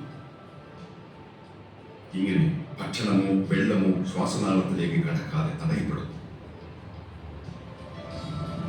പിഴിഞ്ഞു കഴിയുമ്പോൾ ചെറുനാക്ക് തുറക്കപ്പെടുകയും വായു കടത്തിവിടുകയും ചെയ്യുന്നു.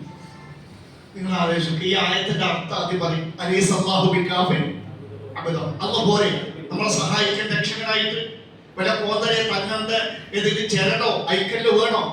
നിങ്ങൾ ആലോചിക്കട്ടെ, നോക്കണേ, ഇതാണ് ചെറുനാക്ക്. അത് ഭക്ഷണത്തിന്റെ സിമ്പല. ഇറങ്ങുമ്പോ നമ്മൾ പോലും അറിയാതെ ഈ ഭക്ഷണം ശ്വാസകോശത്തിലേക്കോ ശ്വാസനാളത്തിലേക്കോ പ്രവേശിക്കാതെ ഓട്ടോമാറ്റിക്കലി അടയുന്നു. അപ്പൊ ഇതിന് ആരാ ഇത് പഠിപ്പിച്ചത്? എന്നാൽ ഇതേ വായി കൂടെ ഓക്സിജൻ വലിച്ചത് അടയില്ല, തുറന്നു. അപ്പോ ഇതിനാര് ഈ അറിവ് കൊടുത്തു? നോക്കണേ, ഇതിന് സ്വയം അറിവില്ല. 9:7:28 ഒരു മിനിറ്റ്. അപ്പൊ നിങ്ങൾ ശരിക്കും ഇത് ചിന്തിക്കേണ്ട വിഷയമാണ്. അതുപോലെ ഇത് അടഞ്ഞില്ലെങ്കിൽ എന്ത് ചെയ്യും? ഓട്ടോമാറ്റിക്കലി സ്വാഭാവികമായിട്ട് ഈ വെള്ളത്തിന്റെ അംശങ്ങൾ അല്ലെങ്കിൽ കുടിക്കുന്ന ഭക്ഷണത്തിന്റെ അംശങ്ങൾ ശ്വാസകോശത്തിൽ എന്താ പ്രശ്നം ഉണ്ടാവുന്നത്? ഉടൻ കോമാലി വീഴും, അപ്പ വീഴും, കോമയിൽ വീഴും, ഉടൻ വീഴും. റയറാണ് സംഭവിച്ചത്. ചില റയറായിട്ട് സംഭവിച്ചത്, റയറായിട്ട് സംഭവിച്ചു. രക്ഷപ്പെടുന്നത് അപൂർവമാണ്. അത്രയും എക്സ്പീരിയൻസ്ഡ് ആയിട്ടുള്ള ആൾക്കാർ അതും തിരിച്ചെടുക്കാനും ഒട്ടാനൊക്കെ ഡോക്ടർമാരുടെ അറിയുന്ന ആൾക്കാർ വേണം. രക്ഷപ്പെടുത്തിയ സംഭവങ്ങളുണ്ട്. എന്നാൽ ചിലപ്പോൾ 3 ദിവസം കൊമയെ കടന്ന് ചിലപ്പോൾ മരിച്ചേക്കാം. ജീവൻ ഉറപ്പാണ്. അപ്പൊ നമ്മൾ ആലോചിച്ചു, ശരിക്കും ഇതിന് നമ്മളെന്ത് ചിന്തിക്കുക? ഇതിനെ പ്രവർത്തിപ്പിക്കുന്നത് ആര്? അജ്മീർ ഉപ്പാപ്പ, ഏറുപാട് തങ്ങളം, അല്ലെങ്കിൽ ഏതെങ്കിലും മലക്കുകളോ ഏതെങ്കിലും മനുഷ്യരോ ഏതെങ്കിലും സൃഷ്ടികളോ ജിന്നോ ആരെങ്കിലും ആണ് ഇതിനെ പ്രവർത്തിപ്പിച്ചത്? ആണോ? ഇത് ആരാണോ നമുക്ക് പ്രവർത്തിപ്പിച്ചു തരുന്നത്? അവൻ മതി എന്റെ ആരാധ്യനായി. ശരീരത്തിൽ ഒരുപാട് കാര്യങ്ങളുണ്ട്. അപ്പൊ നിങ്ങൾ ആലോചിച്ചൊക്കെ അള്ളാഹു അല്ലാത്തവരോട് പ്രാർത്ഥിക്കുന്ന, അള്ളാഹു അല്ലാത്തവരെ ആരാധിക്കുന്ന ഒരുപാട് മനുഷ്യരുണ്ട്. നന്ദികേട് പഠിച്ചവരോട് കാണിക്കുന്ന മനുഷ്യരുണ്ട്. നോക്കണേ, അവരുടെ ഈ ചെറുനാക്ക് പ്രവർത്തിക്കണില്ലെങ്കിൽ അത് പ്രവർത്തിപ്പിക്കാൻ അള്ളാനെ കൂടാതെ വേറെ ആർക്കെങ്കിലും പറ്റുമോ? ഇനി നമ്മളിത് അടഞ്ഞു, തുറന്നില്ലെങ്കിലോ? ഇതടഞ്ഞു, അവിടെ വാഴയ്ക്ക് ലോക്കാണ് വിചാരിക്കും, ലോക്കാണ് അടഞ്ഞു എന്ന് വിചാരിക്കാം. അങ്ങനെ സംഭവിക്കാറില്ല. തുറക്കുന്നില്ല, പ്രശ്നമുണ്ടാവും. ഇതിന്റെ കൂടുതൽ ശ്വസിക്കാൻ പറ്റൂല. കാർബൺ ഡയോക്സൈഡോടെ നിൽക്കുന്നുണ്ടാവും. ഓപ്പൺ ആകുമ്പോൾ നമ്മൾ പുറത്ത് കൂടെ കളി ഉള്ളിലേക്ക് പോകും. ശരിക്കും ആലോചിച്ചൊക്കെ അത് അടഞ്ഞ വീണ്ടും അത് തുറപ്പിക്കാൻ അള്ളാനെ കൂടാതെ വേറെ വല്ല ആരാധ്യരുണ്ടോ? ഇല്ല. അതാണ് ലാ ഇലാഹ ഇല്ലല്ലാഹ്. എന്താ ലാ ഇലാഹ ഇല്ലല്ലാഹ്? മഅനാഹു, അതിന്റെ അർത്ഥം മഅനാഹ ലാ മഅലൂഹുൻ വലാ മഅബൂദുൻ ബിഹഖ്ഖിൻ ഇല്ലല്ലാഹ്. ശരിക്ക് ആരാധനക്ക് അർഹൻ, യഥാർത്ഥത്തിൽ അർഹൻ അല്ലാഹ് മാത്രമാണ്. അതുകൊണ്ട് വലാ യൻബഗി സർഫ ശൈഇൻ മിനൽ ഇബാദത്തിൽ ഖൈരില്ല. ആരാധനയുടെ ഒരു വശങ്ങളും അല്ലാഹു അല്ലാത്തവർക്ക് സമർപ്പിക്കാൻ പാടില്ല. ആരാധനയുടെ ഏതെല്ലാം ദുആ, സഹായിക്കട്ട, പ്രാർത്ഥന, അള്ളാഹ്ക്ക് ചില സിഫത്തുണ്ട്.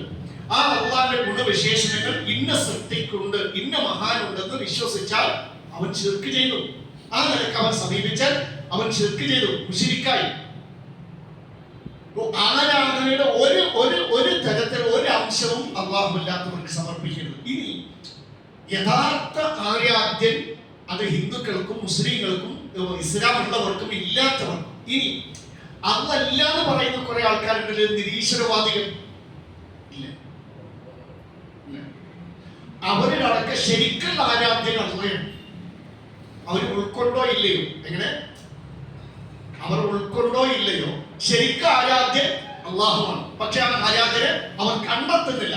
നമ്മുടെ മഹത്വം എന്താ? മുസ്ലിങ്ങളുടെ മഹത്വം എന്താ? നമ്മൾ ആരാധ്യനെ കണ്ടെത്തി മനസ്സിലാക്കി അവന്റെ ആരാധകരായി ജീവിക്കും എന്നുള്ളതാണ് നമ്മുടെ മഹത്വം. അള്ളാഹു എന്ന ആരാധ്യന്, യഥാർത്ഥ ആരാധ്യന് മുഹമ്മദ് നബി പുതുതായി ഖുർആനിലൂടെ പരിചയപ്പെടുത്തിയതാണോ? മുഹമ്മദ് നബി ഇപ്പൊ ഈ അടുത്ത കാലത്ത് ചില ഫാദർമാര്, അച്ഛന്മാര് അവരുടെ പള്ളികളിൽ പറയുന്നുണ്ടോ? അല്ലെ, നിങ്ങൾ കേട്ടിട്ടുണ്ടാവും അല്ലെ? കേട്ടില്ല? അറിയാ പ്രഭാഷണം കേട്ടിരുന്നോ? ഇല്ല. ഒരു അച്ഛൻ പള്ളിയിൽ പറയും, അള്ളാഹ് എന്നത് അറബികളുടെ ഒരു കുലദൈവമാണ്, ഒരു ഗോത്ര ദൈവമാണ്.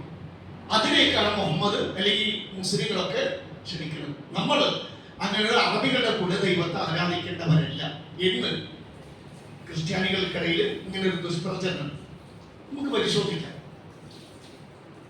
എല്ലാ കാലത്തും മനുഷ്യർക്ക് മുമ്പും അള്ളാഹു മനുഷ്യവർഗത്തെ സൃഷ്ടിക്കുന്നതിന് മുമ്പും എന്നും ആദ്യമുള്ളവരാണ്, എന്നേ ഉള്ളവരാണ്, എന്നും നിലനിൽക്കുന്നവരാണ്. ആ ആരാധ്യന്റെ പേര് അള്ളാഹ്. ഇപ്പോ ഈസാ നബിയുടെ ഭാഷ എന്താ? ഈസാ നബിയുടെ അരാമിക്, ഇഞ്ചിയില് ഈസാ നബി സംസാരിച്ചത്, അതായത് ഈ നമ്മുടെ കഴിഞ്ഞ മിർസാ ഗുലാം അഹ്മദ് ഖാദിയാനിയുടെ കാര്യം അവസാനം പറഞ്ഞപ്പോൾ ഒരു പോയിന്റ് പറഞ്ഞു. ഏത് നബിക്കും അള്ളാഹു വഹി കൊടുക്കാറുള്ളത് ആ നബിയുടെ ഭാഷയിലാണ്. അങ്ങനെ ആ നബിയുടെ ഭാഷയിലാണ്. മിർസയുടെ ഭാഷ നമുക്കറിയാം അല്ലെ, പഞ്ചാബിലാണ് ജനിച്ചത്. പക്ഷെ മൂപ്പർക്ക് കിട്ടിയ വഹി കൊടുക്കാൻ ഇംഗ്ലീഷ്. കള്ളത്തരം കൂടിയ പോട്ടെ. ഈസാ നബിയുടെ ഭാഷ അരാമിക്കാണ്, അതുകൊണ്ട് ഇഞ്ചി അരാമിക് ഭാഷയില്ല. മുഹമ്മദ് നബിയുടെ ഭാഷ അറബിയാണ്, അതുകൊണ്ട് അറബിയിൽ ഖുർആൻ ഇറങ്ങിയത്. ലോകാവസാനം വരെ അറബിക്ക് പ്രസക്തിയുണ്ട്. എത്ര അത് ഇല്ലാതാക്കാൻ നമ്മുടെ കേരളത്തിലെയും കേന്ദ്രത്തിലെയും സർക്കാരുകൾ നമ്മുടെ പാഠ്യപദ്ധതിയിൽ അറബിനെങ്ങനെ തേച്ചോണ്ടിരിക്കുകയാണ്. ശരിക്കും അറിയുന്നത് നമ്മുടെ മുസ്ലിങ്ങൾ കാണുന്നില്ല, അറിയണത്. നോക്കണേ, അരാമിക് ഭാഷയിൽ ശരിക്ക് ഗോഡ്, യഥാർത്ഥ ദൈവത്തിന് പറയുന്നത് ഇങ്ങനെയാണ്. പൈസ എന്താ വായിക്കാം? അല്ലാഹ്, അല്ലാഹ് തന്നെ അരാമിക്. അപ്പൊ ഈസാ നബി ശരിക്ക് ദൈവത്തെ, യഥാർത്ഥ ആരാധന ക്രിസ്ത്യാനികൾക്ക് ഇന്ന് അവരുടെ ഈസാ നബിയുടെ യേശുവിന്റെ അനുയായികൾ എന്ന് പറയണ്ട, അവർക്ക് ഈസാ നബി പഠിപ്പിച്ചു കൊടുത്ത ആരാധ്യൻ അല്ലാഹ്. ഇനി നോക്കണേ, ശരിക്ക് അരാമിക് ഭാഷയില് എന്റെ ദൈവം, ദൈവത്തിന് ഇലാഹ്, നമുക്ക് ലാ ഇലാഹ, എന്റെ ദൈവം എന്നുള്ളതിന് അറബിയിൽ എന്താ പറയാ? ഇലാഹി എന്ന് പറയും. ഇലാഹി, എന്റെ ദൈവം, എന്റെ ആരാധ്യൻ. അരാമിക് ഭാഷയിലും ഇലാഹി എന്ന് പറയും. ഇനി നമുക്ക് മൂസാ നബിക്ക് നൽകിയ തൗറയുടെ ഭാഷ ഹിബ്രുവാണ്. ഹിബ്രുവിൽ യഥാർത്ഥ ആരാധ്യന് എലോഹിം അല്ലെങ്കിൽ ഇലാഹ് എന്നാണ് പറയുന്നത്. അതല്ലേ ഖുർആൻ പറഞ്ഞത്? അല്ലാഹ് ലാ ഇലാഹ ഇല്ല. നമ്മുടെ എല്ലാ മുൻകാലത്തുള്ള എല്ലാ നബിമാരും യഥാർത്ഥ ദൈവമായ അള്ളാഹുവിനെ പരിചയപ്പെടുത്തി. അതേ യഥാർത്ഥ ദൈവത്തെയാണ് ആരും പരിചയപ്പെടുത്തിയത്? അള്ളാഹുവിന്റെ നിർദ്ദേശപ്രകാരം മുഹമ്മദ് സ്വല്ലല്ലാഹു അലൈഹി വസല്ലം പരിചയപ്പെടുത്തിയത്. അല്ലാണ്ട് ഒരു പുതിയ ഇന്ന് കാലഘട്ടത്തിൽ ചിലരൊക്കെ പടച്ചു വിടുന്ന പോലെ അള്ളാഹ് എന്നത് അറബികളുടെ ഗോത്ര ദൈവം, കുലദൈവമല്ല. എന്നും ആ ദൈവത്തിന്റെ അത് അംഗീകരിച്ചാലും ഇല്ലെങ്കിൽ അങ്ങനെയാണ്, അംഗീകരിച്ചാൽ ഇല്ലെങ്കിൽ. അപ്പൊ നമ്മൾ ശരിക്കും ആലോചിച്ച് നോക്കാം, അങ്ങനെയാണ് അള്ളാഹ്. ശരിക്കും അള്ളാഹ് പറഞ്ഞു അള്ളാഹുമാരാണ്. അവന്റെ മഹത്വം മനസ്സിലാക്കി എന്നും അവന്റെ നല്ലൊരു ആരാധകരായി ജീവിക്കും. ഒരിക്കലും ശിർക്ക് ജീവിതത്തിൽ വരാതെ നോക്കുക. ശിർക്ക് വന്നാൽ അത് നമ്മളിലൂടെ ലോകാവസാനത്തിൽ അടയാളം പുലർത്തുന്ന. അപ്പൊ നമുക്കുണ്ടാകുന്ന അതാബന്ധായി അള്ളാഹ് കാത്തു രക്ഷിക്കട്ടെ. അള്ളാഹു ആരാണ്?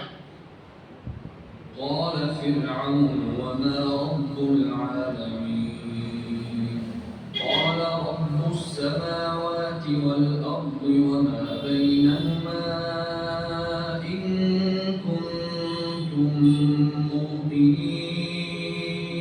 സൂറത്ത് ശുഅറ 24-ാമത്തെ ആയത്തില് മൂസാ നബി ഫിർഔന്റെ മുമ്പിൽ യഥാർത്ഥ ദൈവമായ അല്ലാഹുവിനെ പരിചയപ്പെടുത്തി, മോശെ പ്രവാചകൻ. അപ്പൊ ഫിർഔൻ ചോദിച്ചു, ആരാണ് ഈ റബ്ബുൽ ആലമീൻ? അപ്പൊ മൂസാ നബി പറഞ്ഞു കൊടുത്തു, ആരാണ് ലോകരക്ഷിതാവായ അല്ലാഹ്, റബ്ബുസ് സമാവാതി വൽ അർദി വമാ ബൈനഹുമാ. അതാണ് അല്ലാഹ്. ഏഴ് ആകാശങ്ങളും ഭൂമിയും അതിന്റെ ഇടയിൽ എന്തെല്ലാം ഉണ്ട്, അതിൽ ചെറിയൊരു സൃഷ്ടിയാണ് നമ്മൾ. ഈ ഏഴ് ആകാശങ്ങൾ, അതിലുള്ള എണ്ണിയാൽ ഒടുങ്ങാത്ത നക്ഷത്രങ്ങളില്, എണ്ണിയാൽ ഒടുങ്ങാത്ത പല ഗ്രഹങ്ങളില് ചെറിയൊരു ഗ്രഹമാണ് നമ്മുടെ ഭൂമി. അതിൽ ഒരുപാട് എണ്ണിയാൽ ഒടുങ്ങാത്ത സൃഷ്ടികളില് ചെറിയൊരു ജീവിയാണ് ഈ നമ്മളെ മാത്രമല്ല, അള്ളാന്റെ സൃഷ്ടികൾ നമ്മളെ മാത്രമല്ല. നമ്മുടെ ഈ ആകാശങ്ങളും ഇതിലെ സർവ്വ ചരാചരങ്ങളെയും അതിന്റെ ഉടമസ്ഥൻ, അതിന്റെ റബ്ബ്, അതിനെ നിയന്ത്രിക്കുന്നവൻ, അതിനെ വളർത്തുന്നവൻ, അതിന്റെ കാര്യങ്ങൾ നോക്കുന്നവൻ, ഇൻ കുൻതും മുഖ്മിനീൻ, നിങ്ങൾ ദൃഢവിശ്വാസികളാണെങ്കിൽ. അപ്പൊ അള്ളാഹുവിന്റെ വിശ്വാസം യഖീനാകണമെങ്കിൽ ആരെ പഠിക്കണം? ഈ ആയത്ത് അവസാനിപ്പിക്കാനല്ലേ ഇൻ കുൻതും മുഖ്മിനീൻ എന്നല്ലേ? നിങ്ങൾ യഖീനുള്ളവരാണെങ്കിൽ അപ്പൊ അള്ളാഹുവിന്റെ ഈമാനിൽ യഖീൻ ഉണ്ടാകണമെങ്കിൽ യുക്തിവാദികളല്ല, നിരീശ്വരവാദികളല്ല, ആരും കൂടിയാണ്. നമ്മുടെ പുതിയ പാഠപുസ്തകത്തിലൊക്കെ മക്കൾക്ക് പുതിയ പാഠപുസ്തകം 1 മുതൽ പാഠപുസ്തകം പുതിയത് കിട്ടി. മിക്ക പാഠപുസ്തകങ്ങളിലും ഫെമിനിസം കുത്തി നിറച്ചിട്ടുണ്ട്.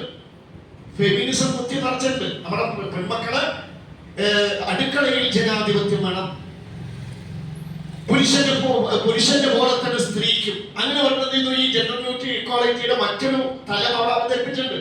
ഇത് സൂക്ഷ്മമായി പരിശോധിച്ച ചിലപ്പോൾ നിരീശ്വരവാദം യുക്തിവാദം ഒക്കെ കേട്ടിട്ടുണ്ടാവും. ഇവിടെയാണ് ഇത് കണ്ടത് നമ്മുടെ മക്കൾ വീണാൻ പാടില്ല, പിടിച്ചു പോകരുത്. ദൃഢവിശ്വാസികളാണെങ്കിൽ അള്ളാഹിനെ പറ്റി കൃത്യമായി പഠിപ്പിച്ചോളൂ. നമ്മുടെ അള്ളാഹിനെ പറ്റി പറഞ്ഞ പ്രപഞ്ചം അല്ലേ? ഈ പ്രപഞ്ചത്തിന്റെ റബ്ബല്ലേ? നിങ്ങൾ ആലോചിച്ച് നോക്കുക, ഈ പ്രപഞ്ചത്തിന് വലിപ്പം എത്ര? നമ്മുടെ ഈ പ്രപഞ്ചല്ലേ, ഇതിന്റെ വലിപ്പം എത്ര ഉണ്ട്? ഇപ്പൊ നമ്മള് ഇത് നമ്മുടെ ഭൂമി എന്ന് വിചാരിക്കും.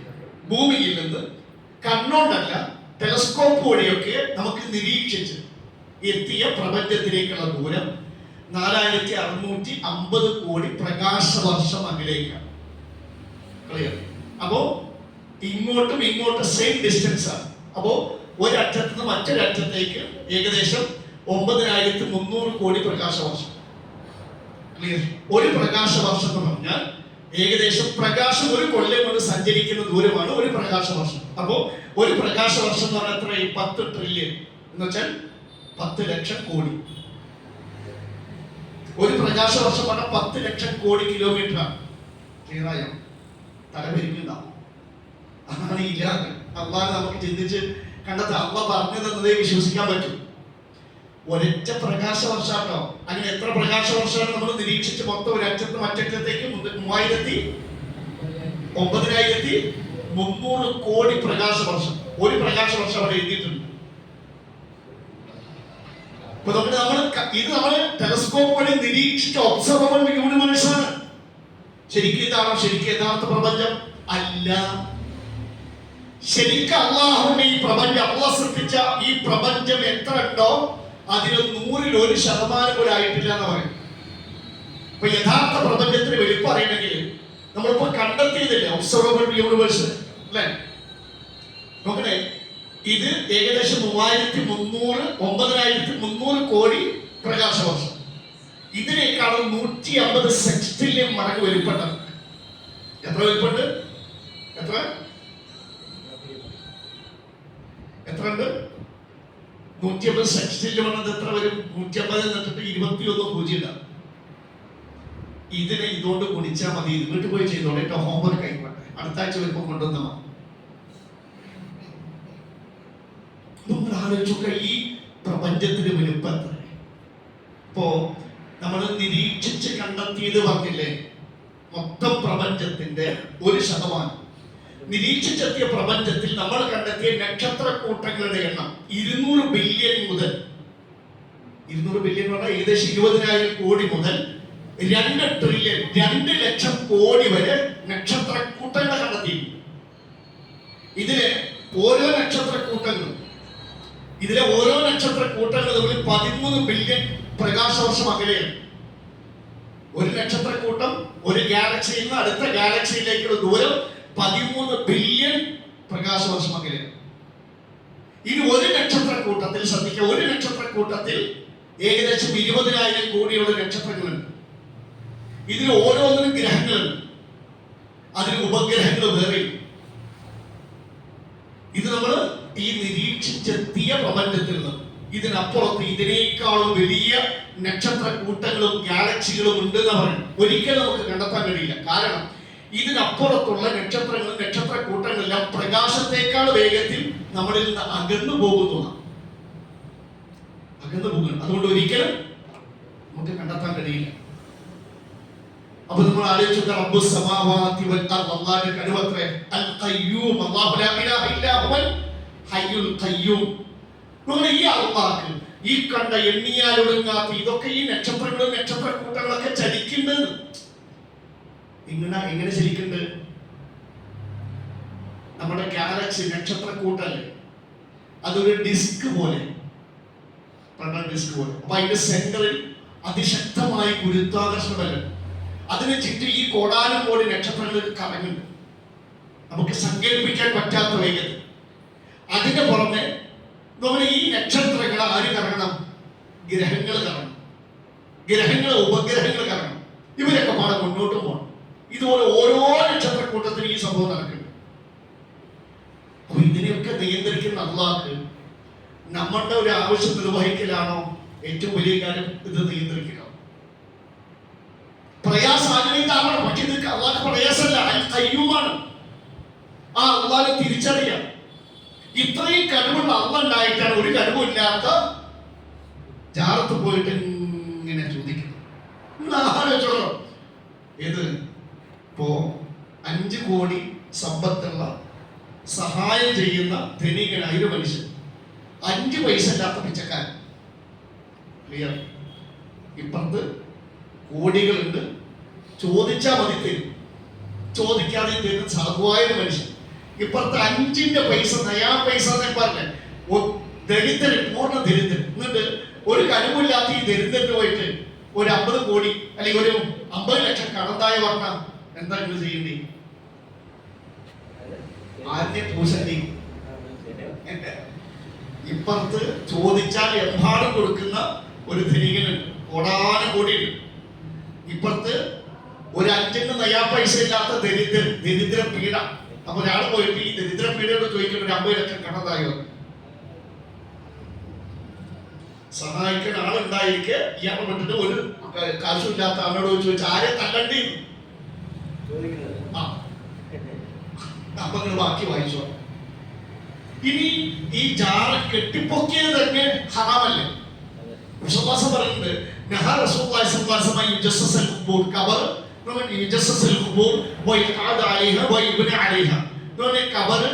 കുമ്മായടിക്കുക, പെയിന്റ് അടിക്കുക, കബറിന്മേൽ ഇരിക്കുക, കബറിന്മേൽ നിർമ്മാണം നടത്തുക, കബർ കെട്ടിപ്പൊക്കുക, അതൊക്കെ നബി വിരോധിച്ചു. അപ്പൊ ഈ ജാറം കെട്ടിപ്പൊക്കിയത് തന്നെ നബിന്റെ വിരോധത്തിന്റെ മുകളിൽ, നബി ഹറാമാക്കിയതിന് മുകളിൽ കൊണ്ടുപോയിട്ടാണ് ഇത് കെട്ടിപ്പൊക്കിയത്. അതേ വലിയ തെറ്റ്.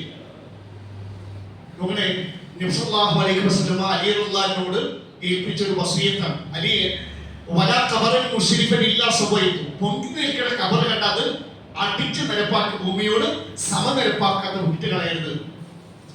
അപ്പൊ നമ്മുടെ നാട്ടിൽ ചില ആൾക്കാർ പറഞ്ഞു, ഈ ജാറ കമ്മിറ്റിയിലെ പ്രധാനപ്പെട്ട ആൾക്കാർ, ഇത് വരുമാനമായി കണ്ട ആൾക്കാർ പറഞ്ഞു, ഞങ്ങൾ കെട്ടിപ്പൊക്കിയതല്ല, മഹത്വം കൊണ്ട് അങ്ങനെ പൊങ്ങി, ബാക്കി അവിടെ ഉടവ് വന്നപ്പോ എന്താണ് തൂർത്തതാണ്, അല്ലെങ്കിൽ ഒന്ന് ശരിയാക്കി കൊടുത്തതാണ്. മഹത്വം കൊണ്ട് ഒരു കബർ ഉയരണമെങ്കിൽ എവിടത്തെ കബർ ഉയരണം? ജന്നത്തുൽ ബഖീ. ഇവരുടെ ഒരുപാട് സ്വഹാബത്തിന് മഹമാടിയ ഖബർസ്ഥാൻ ഇപ്പോഴും അവിടെ കബറടക്കം നടക്കുന്ന. നബിന്റെ ചില പത്നിമാരവിടെ, സ്വഹാബ വനിതകളുണ്ട്, സ്വഹാബാക്കളുണ്ട്, ശുഹദാക്കളുണ്ട്, പലരും. ആലോചിച്ച് നോക്കണം. അപ്പൊ പൊങ്ങണെങ്കിൽ ആരുടെ പൊങ്ങണം? പൊങ്ങണ്ടേ? പക്ഷെ ഇന്നേ വരെ കാലത്രായി മഹത്വം കൊണ്ട് പൊങ്ങണി ജന്നത്തുൽ ബഖീ ഒന്നും പൊങ്ങിയിട്ടില്ല. അപ്പൊ അതിന്റെ അർത്ഥം കളത്ര മനസ്സിലായില്ലേ? പൊങ്ങിയതല്ല, പൊക്കിയതാണ്. ശരിക്കും മനസ്സിലാക്കേണ്ട വിഷയത്തെ പോലെ ഇതുപോലെ സാക്ഷാൽ മുഹമ്മദ് നബിയുടെ കഥ ഇതിന്റെ ഉള്ളിൽ പൊങ്ങിയിട്ടില്ല. ആയിഷ നബി മരിച്ച ഉടനെയൊക്കെ നബിന്റെ ഖബർ പലരും കണ്ടിട്ടുണ്ട്, കണ്ട ദൃസാക്ഷികൾ പറയുന്നു. ഇവിടെ ഖാസിം റഹ്മഹുള്ള പറയുന്നു, ദഖൽതു അലാ ആയിഷ, ആയിഷ റളിയല്ലാഹു അൻഹയ്ക്ക് ഞാൻ പ്രവേശിച്ചു. ഖുൽതു, ഞാൻ പറഞ്ഞു, യാ ഉമ്മ, അല്ലയോ ഉമ്മ, ഇക്ഷിഫീലി അൻ ഖബർ നബി സല്ലല്ലാഹു അലൈഹി വസല്ലം സ്വഹാബൈഹി, എനിക്ക് നബിന്റെയും നബിന്റെ 2 സുഹൃത്തുക്കൾ, നബിന്റെ അടുത്താണ് അബൂബക്കർ, ഉമർ, 2 പേരെ ഖബറടക്കിയത്. നബിയെയും നബിന്റെ 2 കൂട്ടുകാരുടെയും ഖബർ എനിക്കൊന്ന് കാണിച്ചു തരും. അപ്പൊ ആയിഷ റളിയല്ലാഹു അൻഹ ആ വിധി മാറ്റി കൊടുത്തു. അപ്പോഴാണ് 3 ഖബർ ഞാൻ കണ്ടു, അത് ഉയർത്തപ്പെട്ടിട്ടേ ഇല്ല, ഭൂമിയോട് സമനിരപ്പായി കിടക്കുക. അപ്പൊ ഇവിടെ ശരിക്കും എന്താ പറഞ്ഞത്? ഖാസിം റഹ്മഹുള്ള പറഞ്ഞത് ശരിക്കും കേൾക്കുന്നത്, ഒരു ചാൻ പോലും പൊങ്ങിയിട്ടില്ല. ശരിക്കും കേൾക്കാട്ടോ, വ്യത്യാസം അറിയാൻ. ഇവിടെ മുസ്ലിഫ പൊങ്ങിയിട്ടില്ല.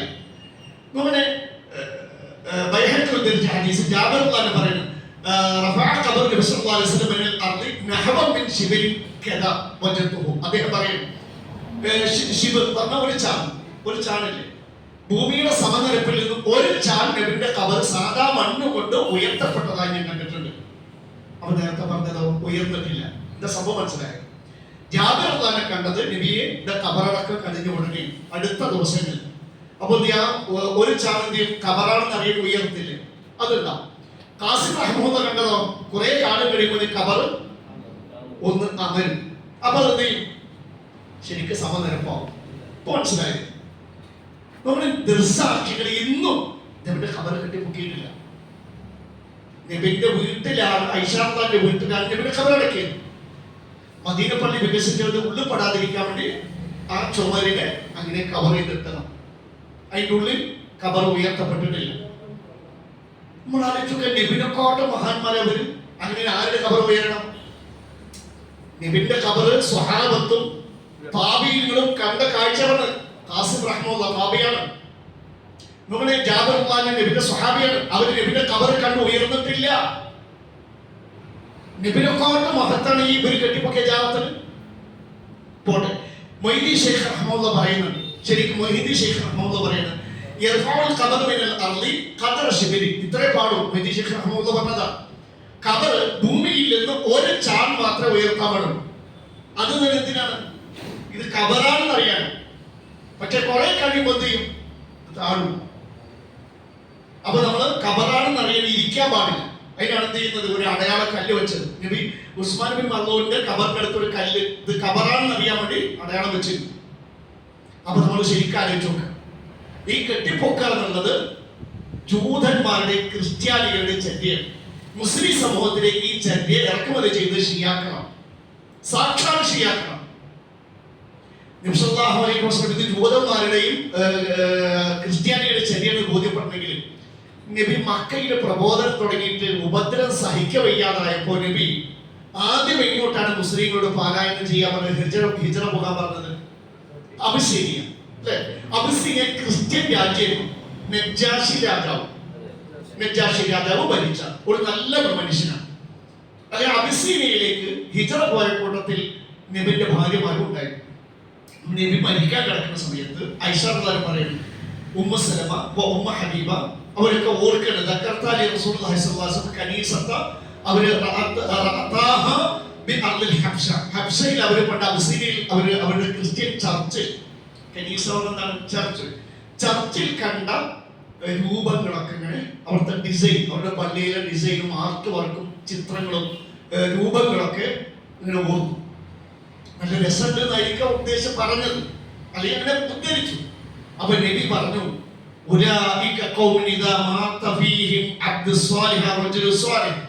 അവരുടെ കൂട്ടത്തിൽ ഒരു സ്വാലിഹായ മനുഷ്യൻ, സ്വാലിഹായ അല്ലാഹുവിന്റെ ദാസൻ മരിച്ചാൽ ബനു അലാ ഖബരിഹി മസ്ജിദ, ആ മനുഷ്യന്റെ സ്വാലിഹായ മനുഷ്യന്റെ ഖബറിന്റെ മുകളിൽ ഒരു പള്ളി നിർമ്മിക്കും, സുജൂദ് ചെയ്യുന്ന സ്ഥലം. നമ്മൾ തുടക്കത്തിൽ കണ്ടില്ലേ?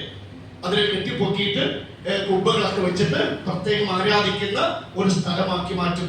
എന്നിട്ടോ അതിന്റെ മുകളിൽ നിർമ്മാണം നടത്തിയിട്ട് കെട്ടിപ്പൊക്കിയിട്ട് ആ മരിച്ച ആളുടെ രൂപം ആ ഖബറിൽ കൊത്തിവെക്കുകയും ചെയ്യും. എന്ന് പറഞ്ഞു ഉലായിക ശിറാറുൽ ഖൽഖി ഇൻദല്ലാഹ്. ഈ വാക്ക് വായിക്കുക. എന്താണ് ഉലായിക? ഈ കൂട്ടർ. ഏത് കൂട്ടർ? ഏത് കൂട്ടർ? അവര് മാത്രമേ ഇവിടെയുള്ളൂ. ക്രിസ്ത്യാനികളുണ്ട്, അവര് മാത്രമേ വരുള്ളൂ എന്നാണ് എന്റെ ചോദ്യം. അല്ല, ക്രിസ്ത്യാനികളെ പോലെ ഈ പണി ചെയ്ത എല്ലാവരും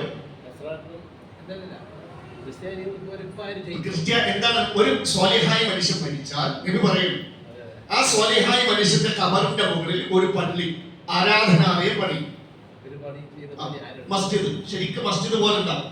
കണ്ടോ? സ്ഥലം മനസ്സിലായോ? മനസ്സിലായില്ല? ആ സാക്ഷാൽ ഏർവാടി. എന്താ നബി പറഞ്ഞത്? എന്താ പറഞ്ഞത്? കെട്ടിട പണി. ശരിക്കും അവിടെ സുജൂദ്, ആരാധന. നബി എന്താ പറഞ്ഞത്? ഉലായിക ശിറാറുൽ ഖൽഖി ഇൻദല്ലാഹ്. അല്ലാഹുവിന്റെ ഏറ്റവും ദുഷ്ട ജന്തുക്കൾ ദുഷ്ട സൃഷ്ടികൾ അവരാ. ആര്? ക്രിസ്ത്യാനികൾ ചെയ്ത പണി ആര് ചെയ്താൽ ആലോചിച്ച് നോക്കാം. ഇതേതാണ്?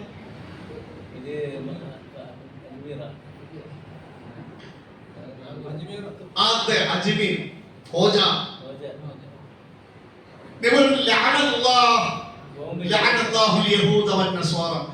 ജൂതന്മാരെയും നസാറാക്കളെ അല്ലാഹു ശപിക്കാൻ കഴിയും. എന്താ അറിയോ? ഇത്തഖദൂ ഖുബൂറ അംബിയാഇഹിം മസാജിദ. അവരുടെ നബിമാരുടെ ഖബർ അവര് ആരാധിക്കുന്ന ഒരു കെട്ടിടമാക്കി നിർമ്മിച്ചു. കുബയൊക്കെ പണിത് അടിപൊളിയൊക്കെ പണിത പണ്ട് പോലെ അവങ്ങൾ പറയും. നേരത്തെ പറഞ്ഞ ഹദീസിൽ എന്താ പറഞ്ഞത്? അള്ളാഹിന്റെ അടുക്കൽ ഏറ്റവും ദുഷ്ട ജന്തുക്കൾ. ഇവിടെ എന്താ പറഞ്ഞത്? അള്ളാഹുവിന്റെ ശാപമേറ്റു. അപ്പൊ നമ്മൾ ശരിക്കും ഇത്തരത്തിലുള്ള കേന്ദ്രങ്ങളൊക്കെ അറിയാനല്ല. തിരുവനന്തപുരം അതന്നെ കുടിയേറ്റ് കഴിഞ്ഞു തോന്നുന്നു അല്ലേ? ഇനി കൊടിയിറക്കന് വേറെ ഉണ്ട്. ശരിക്കും അമ്പലത്തിൽ നടക്കാൻ എല്ലാ കാര്യം കൊടിയേറ്റും കൊടിയിറക്കങ്ങളും അവർക്കുണ്ട്. ഇതിന്റെ കൂടെ ശരിക്ക് ഇവരൊക്കെ പല മുസ്ലിങ്ങളും നമ്മുടെയൊക്കെ നാട്ടിൽ പോകുന്നുണ്ട്. എനിക്ക് ഗൾഫ് പോകുന്നു. അപ്പോ പണി എന്താണ് വേഗം പറഞ്ഞോളെ, ഞാൻ പോകുന്നു. അപ്പൊ അതിന് മുന്നോടിയായിട്ട് എവിടേക്ക് അജ്മീർ കോളേജിന്റെ വർക്കത്തെടുക്കാൻ പോകുന്നു. മറ്റൊരാൾ റമളാൻ വരും. റമളാനിന് മുമ്പ് റമളാന്റെ മുഴുവൻ കിട്ടാൻ വേണ്ടി ഖോജന്റെ അടുത്ത് വർക്കത്തെടുക്കാൻ പോകുന്നു. ഞാൻ അള്ളാഹുവിന്റെ ശാപകോപമേറ്റ സ്ഥലത്ത് ഞാൻ നിങ്ങളല്ല, സാക്ഷാൽ മുഹമ്മദ് വിശ്വാസം പറഞ്ഞ ഒരു സ്ഥലത്ത് എന്ത് വർക്കത്താ കിട്ടുക? നിങ്ങൾ ആലോചിക്കും. സാക്ഷാൽ നബി പറഞ്ഞ ഇത്തരം ഇടങ്ങൾ അള്ളാഹിന്റെ ശാപമേറ്റതാണ്, അള്ളാഹുവിന്റെ കോപമേറ്റ സ്ഥലങ്ങളാണ്. അവിടെ നിന്ന് എന്ത് വർക്കത്ത് കിട്ടും? ഒന്നും കിട്ടില്ല. അള്ളാഹിന്റെ ശാപമേറ്റിട്ട് വേണ്ടി വരും, അള്ളാഹിന്റെ കോപമേറ്റ് വേണ്ടി വരും. അള്ളാഹിന്റെ അടുക്കളോട് ദുഷ്ട ജന്തുക്കളായി മാറിയ പേര് അഹമ്മദ് മുഹമ്മദും ഫാത്തിമ, ഇങ്ങനെ പല പേര് സാക്ഷാൽ നബിന്റെ കൊണ്ട് പേരിട്ടിട്ടാണ് ഈ അള്ളാഹിന്റെ ശാപമേറ്റ സ്ഥലത്തേക്ക് പോണത്. ഒരു കാര്യം കൂടി മനസ്സിലാക്കാം. മരണപ്പെട്ടു പോയ ഖബറിലുള്ള ആളുകൾ എത്ര മഹാനായിക്കോട്ടെ, നബിമാരായിക്കോട്ടെ, ഭൂമിയുള്ളവരുടെ വിളി കേൾക്കില്ല. ഇത് ഞാൻ പറഞ്ഞതല്ല, അള്ളാഹ് പറഞ്ഞതാ. അള്ളാഹു വിശുദ്ധ ഖുർആനിൽ പറയുന്നത്, ഇന്നക ലാ തുസ്മിഉൽ മൗത വലാ തുസ്മിഉസ് സുമ്മ ദുആ ഇദാ വല്ലൗ മുദ്ബിരീൻ. എത്ര ഉദാഹരണം അള്ളാഹു പറയുന്നു. ഇന്നക ലാ തുസ്മിഉൽ മൗത, പ്രവാചകനെ നിനക്ക് അങ്ങേക്ക് മരണപ്പെട്ടവരെ കേൾപ്പിക്കാനാവില്ല. പിന്നെ നമുക്ക് പറ്റൂ? നബി വിളിച്ചാൽ പോലും മരണപ്പെട്ടവരെ കേൾക്കില്ല. നമ്മൾ ഇതിന്റെ ഉദാഹരണം പറയുന്നത് മരണപ്പെട്ടവരെ കേൾക്കില്ല. അതിന്റെ ഉദാഹരണം പറയും. നമ്മൾ നബി പറയും, അള്ളാഹു പറയുന്നത്, ولا تسمع الصم اذا دعاء ولا تسمع الصم اذا دعاء اذا ولوا مدبرين. സുമ്മു പറഞ്ഞാരാ? ചെവിട് പൊട്ടി, ചെവിട് പൊട്ടാൻ. വലാ തുസ്മിഉ, നിനക്ക് കേൾപ്പിക്കാനാവില്ല. അസ്സുമ്മ, ചെവിട് പൊട്ടനെ, ചെവിട് പൊട്ടിയെ. അദ്ദുആ, നിന്റെ വിളിയെ. ഇതാ വല്ലവും മുദ്ബിരി, അവര് തിരിഞ്ഞു പോയി കഴിഞ്ഞാൽ. വല്ല മനസ്സിലായോ?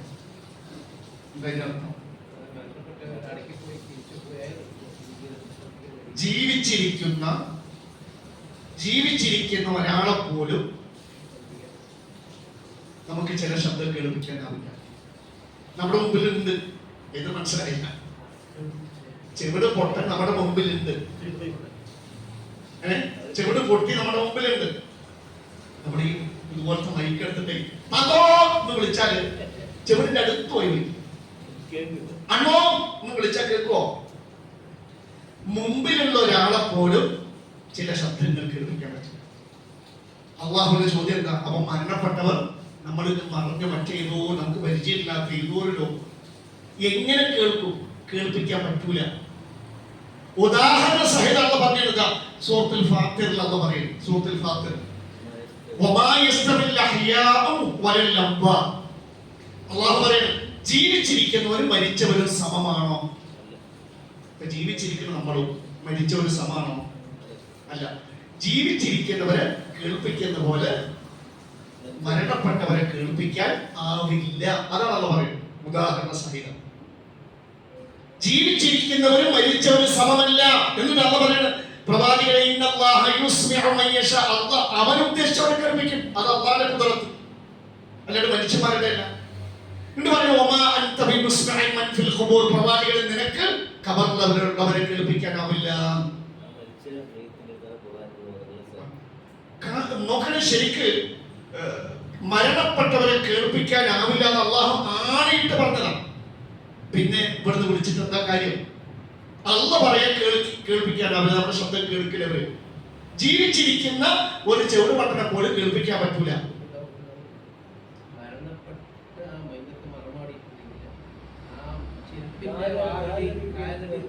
അതാണ് ഇവിടെ അള്ള പറഞ്ഞത്. അള്ള ഉദ്ദേശിച്ചത് കേൾക്കും. അതാണ് സമയത്ത് മാത്രം എന്നാണ് പറയുന്നത്. അതിന് മുമ്പോ ശേഷവും ഇല്ല.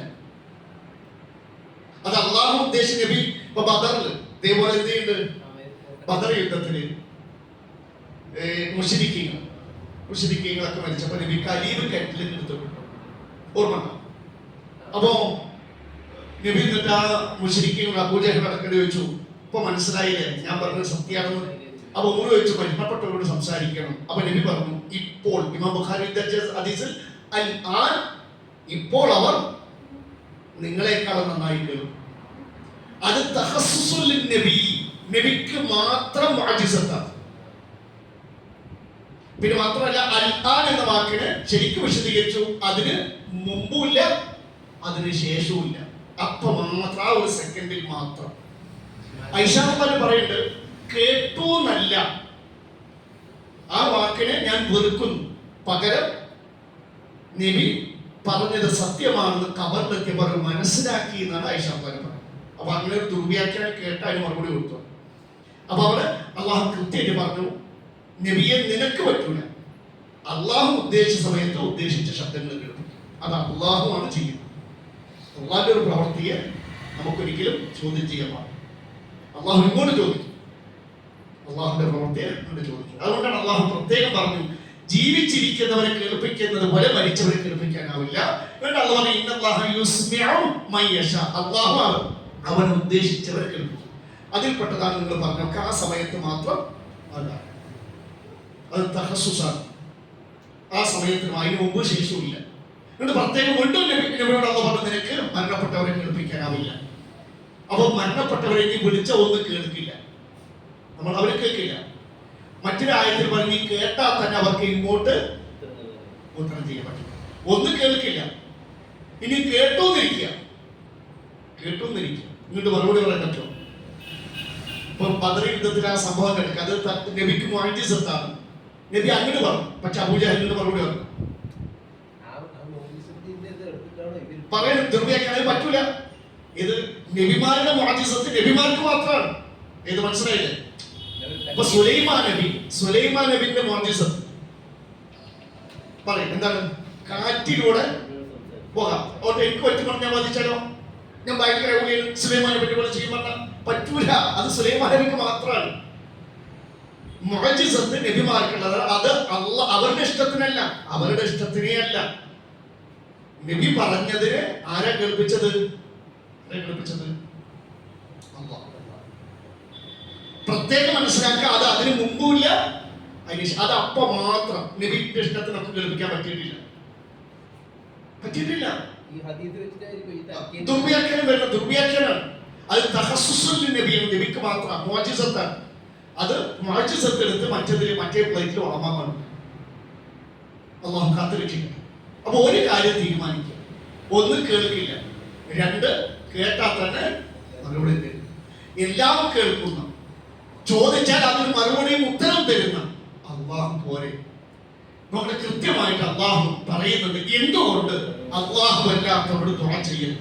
കൃത്യ ഒരു ആയത്ത് മാത്രം ഇവിടെ മനസ്സിൽ വെച്ചാൽ ഇത് പഠിക്കുക, മനപ്പാഠം പഠിക്കുക. ദഅവത്തിന് വേണ്ടി നന്നായി ഉപയോഗിക്കാവുന്ന ഒരു ആയത്ത്. ശിർക്ക് ചെയ്യുന്നവരോട് ഈ ഒരു ആയത്ത് സ്നേഹത്തോടൊന്ന് പറഞ്ഞുകൊടുക്കും. എന്തുകൊണ്ട് അള്ളാഹു അല്ലാത്തവരോട് ദുആ ചെയ്യാൻ പാടില്ല, എന്തുകൊണ്ട് അള്ളാഹുവിനോട് മാത്രം ദുആ ചെയ്യണം? ഈ ഒരു ആയത്ത് ഓതിയിട്ട് നമുക്ക് ക്ലാസ് അവസാനിപ്പിക്കാം. ഓതി.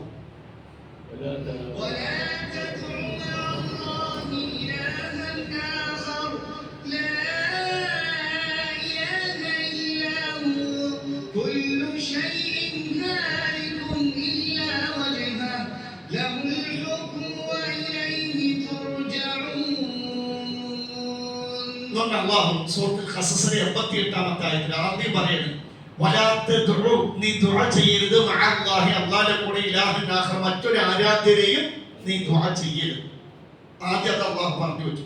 എന്തുകൊണ്ടറിയാം? ഒന്ന്, ലാ ഇലാഹ ഇല്ല, ആരാധന അല്ലാഹുവാണ്. അതാണ് ഇതിന്റെ കാരണം. ഒന്ന്, ഷെയ്ഖോ മമ്പർത്തങ്ങളോ മരിച്ചു പോയവരോ അല്ലെങ്കിൽ മനുഷ്യവർഗമോ ജിന്നുവർഗമോ അല്ലെങ്കിൽ മലക്കുകളോ അള്ളാഹിനോട് സൃഷ്ടികളും വൃക്ഷങ്ങളോ അല്ലെങ്കിൽ പാമ്പുകളോ, പാമ്പിനൊക്കെ ആരാധിക്കുന്നു, തേള്, പലതിനെ ആരാധിക്കുന്നുണ്ട്. എത്ര ലിംഗത്തവരെ ആരാധിക്കുന്നവരുണ്ട്, ലിംഗപൂജ നടത്തുന്നവരുണ്ട്, യോനി പൂജ നടത്തുന്നവരുണ്ട്, പലതുണ്ട്. പട്ടി, പട്ടിക്കാൻ പലരും. നമ്മുടെ ഇവരൊന്നും ആരാധ്യരല്ല. ഒന്ന്. രണ്ട്, കുല്ലു ഷൈഇൻ ഹാലികുൻ ഇല്ലാ വജ്ഹഹു. എന്തുകൊണ്ട് അല്ലാഹു അല്ലാത്തവരോട് ദുആ ചെയ്യരുത്? എന്തുകൊണ്ടാണ്? എല്ലാ വസ്തുക്കളും നശിക്കുന്നതാണ്. ഇല്ല വജ്ഹഹു, അല്ലാഹുവിന്റെ മുഖമല്ലാത്തതൊക്കെ നശിക്കും. അപ്പൊ നശിക്കുന്ന ഒരു വസ്തുവിനെ വിളിക്കണോ? ഒരിക്കലും നശിക്കാതെ അല്ലാഹു ലാ ഇലാഹ ഇല്ലാ ഹുവൽ ഹയ്യ്, എന്നും നശിക്കാതെ ജീവിക്കുന്ന അല്ലാഹുവിനെ വിളിക്കണം. നശിക്കുന്നതിന് വിളിച്ചിട്ട് അതിനെ അതിന്റെ ജീവനോ മറ്റോ നിലനിർത്താൻ കഴിയാതെ നശിച്ചുപോയി അല്ലാഹു പഠിപ്പിക്കും. രണ്ടെന്താണ്? അല്ലാഹുവിന്റെ മുഖമല്ലാത്തതൊക്കെ നശിക്കുന്നതിനെ വിളിച്ച് പ്രാർത്ഥിക്കരുത്. മൂന്ന്, ലഹുൽ ഹുക്ം, അല്ലാഹുവിനോട് മാത്രം ദുആ ചെയ്യാവൂ. എന്താ കാരണം? അവനാണ് വിധിക്കുന്നവൻ. സ്വർഗ്ഗം ഇന്നാൾക്ക്, നരകം ഇന്നാൾക്ക്, ഖബറിൽ ഇന്നാൾക്ക് സുഖം, ഖബറിൽ ഇന്നാൾക്ക് ശിക്ഷ വിധിക്കുന്ന അല്ലാഹുവാണ്. അപ്പൊ വിധി നന്നാണെങ്കിൽ അള്ളാഹിന്റെ സൃഷ്ടികളെ വിളിച്ച് അവരാരും വിധിക്കൂല. പരലോകത്ത് വിധിക്കാനുള്ള അധികാരം അള്ളാഹു ഒരു സൃഷ്ടിക്കും കൊടുത്തില്ല. മുഹമ്മദ് നബിക്ക് വരില്ല, മലക്കുകൾക്ക് വരില്ല. മലക്കുകളടക്കം പേടിച്ചിട്ട് മഹേശ്വരന് പല സമയത്ത് ബോധം കെട്ടി കിടക്കുന്നു, സുജൂദ് കിടക്കുന്നു പേടിച്ചിട്ട് മലക്കുകളടക്കം. മാലിക്കുൽ മുൽക്ക് ഒരൊറ്റയാളാ, ലഹുൽ ഹുക്ം, അവനാണ് പരലോകത്ത് വിധിക്കുന്നവൻ. അപ്പൊ ആരെ വിളിച്ചിട്ടാ കാര്യം? പരലോകത്ത് വിധിക്കാൻ അധികാരമില്ലാത്തവരെ വിളിച്ചിട്ട് കാര്യമില്ല, വിധിക്കുന്നവരെ വിളിക്കുക. നോക്കണം. നാലാമത്തെ കാരണം എന്താണെയോ?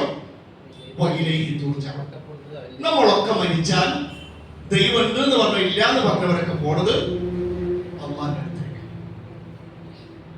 അവനല്ലേ വിളിക്കേണ്ടത്. ഒരാള് മരിച്ചുപോയ മഹാന്മാരോട് മരിച്ച മഹാന്റെ അടുത്തേക്കല്ല പോവുക, അള്ളാഹിന്റെ അടുത്തേക്ക്. മാത്രമല്ല ഈ ആയത്തെ അവസാനത്തിലെടുത്ത അക്കീദ അല്ലെ, ഇത്രയൊക്കെ ഭംഗിയായിട്ട് അള്ളാഹിനോട് ദുആ ചെയ്യാവെന്ന് പറഞ്ഞിട്ട് ഇത് കേട്ടിട്ടു അള്ളാഹ് എല്ലാത്തോടും പ്രാർത്ഥിക്കുകയാണെങ്കിൽ നീ തിരിച്ചു വരും, കാണിച്ചു തരാം. അള്ളാഹിന്റെ അടുത്തേക്കല്ല വരിക, അല്ലാത്തടത്താക്കിയത്. നമ്മൾ നോക്കണേ, ഇത് കേട്ട നമ്മുടെയൊക്കെ കുടുംബത്തിൽ ഇത്തരം തെറ്റ് ചെയ്യുന്നവരുണ്ട്. രക്ഷിക്കുക. എപ്പോഴാ മരണം വരിക എന്നറിയില്ല. നമ്മുടെയൊക്കെ ജീവിതത്തിൽ അങ്ങനെ തെറ്റ് വന്നോ എന്ന് സൂക്ഷിക്കുക. നമ്മൾ പരമാവധി പറഞ്ഞു കൊടുക്കുക, ഉപദേശിക്കുക, നമുക്ക് പറഞ്ഞു കൊടുക്കുക. തിരുത്തുന്ന ബാധ്യത അവർക്ക്. ചോദ്യം പറഞ്ഞില്ല എന്നുള്ള ഒരു കുറ്റം നമ്മുടെ മേൽ വരുന്നത്. എപ്പോ വേണമെങ്കിലും മരണം വരാം. അള്ളാഹു പറഞ്ഞ പോലെ ഒരു ദിവസം നമ്മൾ മരിച്ച് നമ്മുടെ മയ്യത്തും കുളിപ്പിച്ച് കഫൻ ചെയ്ത് ഖബറിലേക്ക് പോകും. അപ്പോഴേക്കും നമ്മുടെ ജീവിതത്തിൽ എന്ത് വരരുത്? ശിർക്ക് വരും. അത് സൂക്ഷിക്കുക. അവസാന കാലം നമുക്ക് കുറച്ച് കുട്ടികളുടെ ജനാസകൾ ഇങ്ങനെ കുളിപ്പിച്ച് കഫൻ ചെയ്യുന്നത് കാണുമ്പോഴെങ്കിലും കുറച്ചുകൂടെ എന്നേക്കാളും ചെറുപ്പമായി എനിക്ക് അതിനേക്കാളും ആയുസ് പടച്ചോന്നു. കുറച്ചുകൂടെ എന്റെ തെറ്റുകൾ തിരുത്തി ഒരു സ്വാലിഹായ മനുഷ്യനായി പരലോകത്തിലേക്ക് അള്ളാഹുവിന് ആരാധകനായിട്ട് മടങ്ങാൻ ആ ഒരു തീരുമാനം. നന്മയാൽ കഴിയേണ്ട വീടാണല്ലോ ദുനിയാവോർക്കണം. കർമ്മമേറെ ചെയ്തിടാൻ ഖൽബിൽ മുസല്ല വിരിക്കണം. കബറിലെത്തും മുമ്പ് ഈമാൻ കതക് മെല്ലെ തുറക്കണം. കലിമ ചൊല്ലി തിരിക്കണം.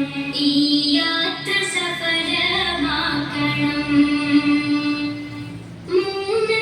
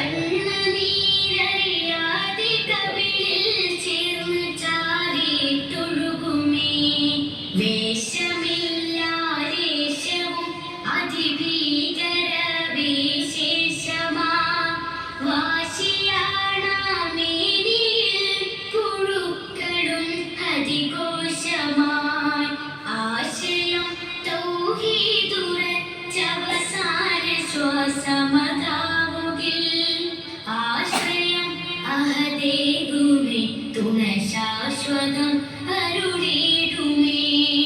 നന്മയാൽ കഴിയേണ്ട വീടാണല്ലോ ദുനിയാവോർക്കണം.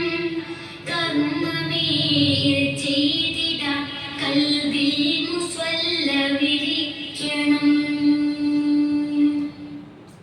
ചെറിയ കുട്ടിയിലെ നമ്മളെക്കാളും ചെറുമിറ്റു പൈതൽ ആയുസ് നേടിത്തന്നെ കൂട്ടരെ മരണാന്തര ജീവിതത്തിൽ നമുക്ക് വിജയിക്കണം. ലാ ഇലാഹ ഇല്ലല്ലാഹ് ശരിയാണ്.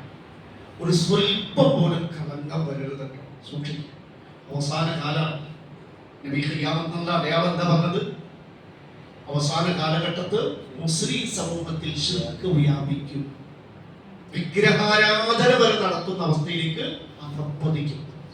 വ്യാപിക്കും എന്ന് പറഞ്ഞതിന്റെ അർത്ഥം വെള്ളം വ്യാപിക്കുന്നു, വെള്ളപ്പൊക്കം വ്യാപിച്ചു. എന്നതിന്റെ അർത്ഥം കൂടുന്തോറും നമ്മുടെ വീട്ടിലേക്ക് കയറുന്ന, അതാണ് താക്കീത്. ഇത് പഠിപ്പിച്ചതിനറിയോ? ഉള്ള വിശ്വാസികളെങ്കിലും ഇതിങ്ങനെ വർദ്ധിച്ചു വരുമ്പോൾ നമ്മുടെ വീട്ടിലേക്ക്, നമ്മുടെ മക്കളിലേക്ക്, നമ്മുടെ കുടുംബത്തിലേക്ക് കയറി വരാൻ സാധ്യതയുണ്ട്. വന്നാൽ അതോടെ പരലോകം ദുനിയാവും കിട്ടൂല, ആഖിറവും കിട്ടൂല. അതുകൊണ്ട് കൂടുതൽ ജാഗ്രത പാലിക്കേണ്ട സമയം. അതാണ് ഈ ഹദീസ് നമ്മൾ ഉണർത്തുന്നത്. സ്വർഗം നേടണോ, നരകശിക്ഷയിൽ നിന്ന് രക്ഷപ്പെടണോ, നമ്മുടെ അള്ളാഹുവിനെ മാത്രം ആരാധിച്ച് അള്ളാഹുവിന്റെ നല്ലൊരു ആരാധകരായി നമ്മൾ ജീവിച്ചു മരിക്കുക. എന്നും അള്ളാഹുവിനെ നെഞ്ചിലേറ്റ് ജീവിക്കുക. അള്ളാഹു അനുഗ്രഹിക്കുമാറാവട്ടെ. അവസാനിപ്പിക്കുക. നമുക്ക് നബി ചരിത്രം അടുത്ത ആഴ്ച പറയാം. നമുക്ക് ഇങ്ങനെ ഒരു വിഷയം ആയതുകൊണ്ടാണ് ഇത്രയും കൊണ്ടുപോയത്. അള്ളാഹു സുബ്ഹാനഹു വ തആല നമ്മുടെ ജീവിതത്തിൽ വന്നുപോയ എല്ലാ പാപങ്ങളും അള്ളാഹുവിന്റെ റഹ്മത്തുകൊണ്ട് അള്ളാഹു പുറത്തു തരുമാറാവട്ടെ. റബ്ബന ആതിനാ ഫിദ് ദുനിയ ഹസന. പിന്നെ നമ്മുടെ കുട്ടികൾക്ക് ഇവിടെ ഹിഫ്ളിന്റെ ക്ലാസ് ആരംഭിക്കുന്നത്. അപ്പം നാളെ 4 മണിക്ക് ആ ക്ലാസ്സിൽ ഉസ്മാൻ മൗലവിയുടെ നല്ലൊരു ഹിഫ്ളും ഖുർആൻ മനപ്പാഠം പഠിക്കുന്നതിലേക്ക് പ്രസക്തി ഒക്കെ പറഞ്ഞുകൊണ്ടുള്ള നല്ല ക്ലാസ് ഉണ്ട്. എല്ലാ രക്ഷിതാക്കളും എല്ലാവരും നിങ്ങളുടെ പരിചയത്തിലുള്ളവരും ഈ ഖുർആൻ മനപ്പാഠം പഠിക്കണം താല്പര്യമുള്ളവരൊക്കെ അതിൽ പങ്കെടുത്തത്. അപ്പോൾ അത് കേട്ടിട്ടാണ് എനിക്ക് എൻ്റെ കുട്ടി എനിക്ക് ഹാഫിസ് ആകണം തീരുമാനിക്കണമെങ്കിലും അപ്പം അതിലും നമ്മൾ ശ്രദ്ധിക്കാം. വൈകുന്നേരം അസറോടുകൂടി പള്ളിയിലേക്ക് എല്ലാവരും ജമാഅത്തിനെത്തുക. അപ്പോൾ ക്ലാസ് കറക്റ്റായിട്ട് പോകണം. അല്ലാഹു സുബ്ഹാനഹു വ തആല നമ്മുടെ പാപങ്ങൾ പുറത്തു തരുമാറാണ്. അല്ലാഹു നമ്മളെ സ്വർഗ്ഗത്തിൽ ഒരുമിച്ച് കൊണ്ടുപോകണം. നരകശിക്ഷയിൽ നിന്ന് ഖബർ ശിക്ഷയിൽ നിന്ന് അല്ലാഹു കാത്തുരക്ഷിക്കട്ടെ. റബ്ബനാ ആതിനാ ഫിദ് ദുനിയ ഹസന വഫിൽ ആഖിറതി ഹസനതൻ വഖിനാ അദാബന്നാർ. വസല്ലല്ലാഹു അലാ നബിയിനാ മുഹമ്മദ്.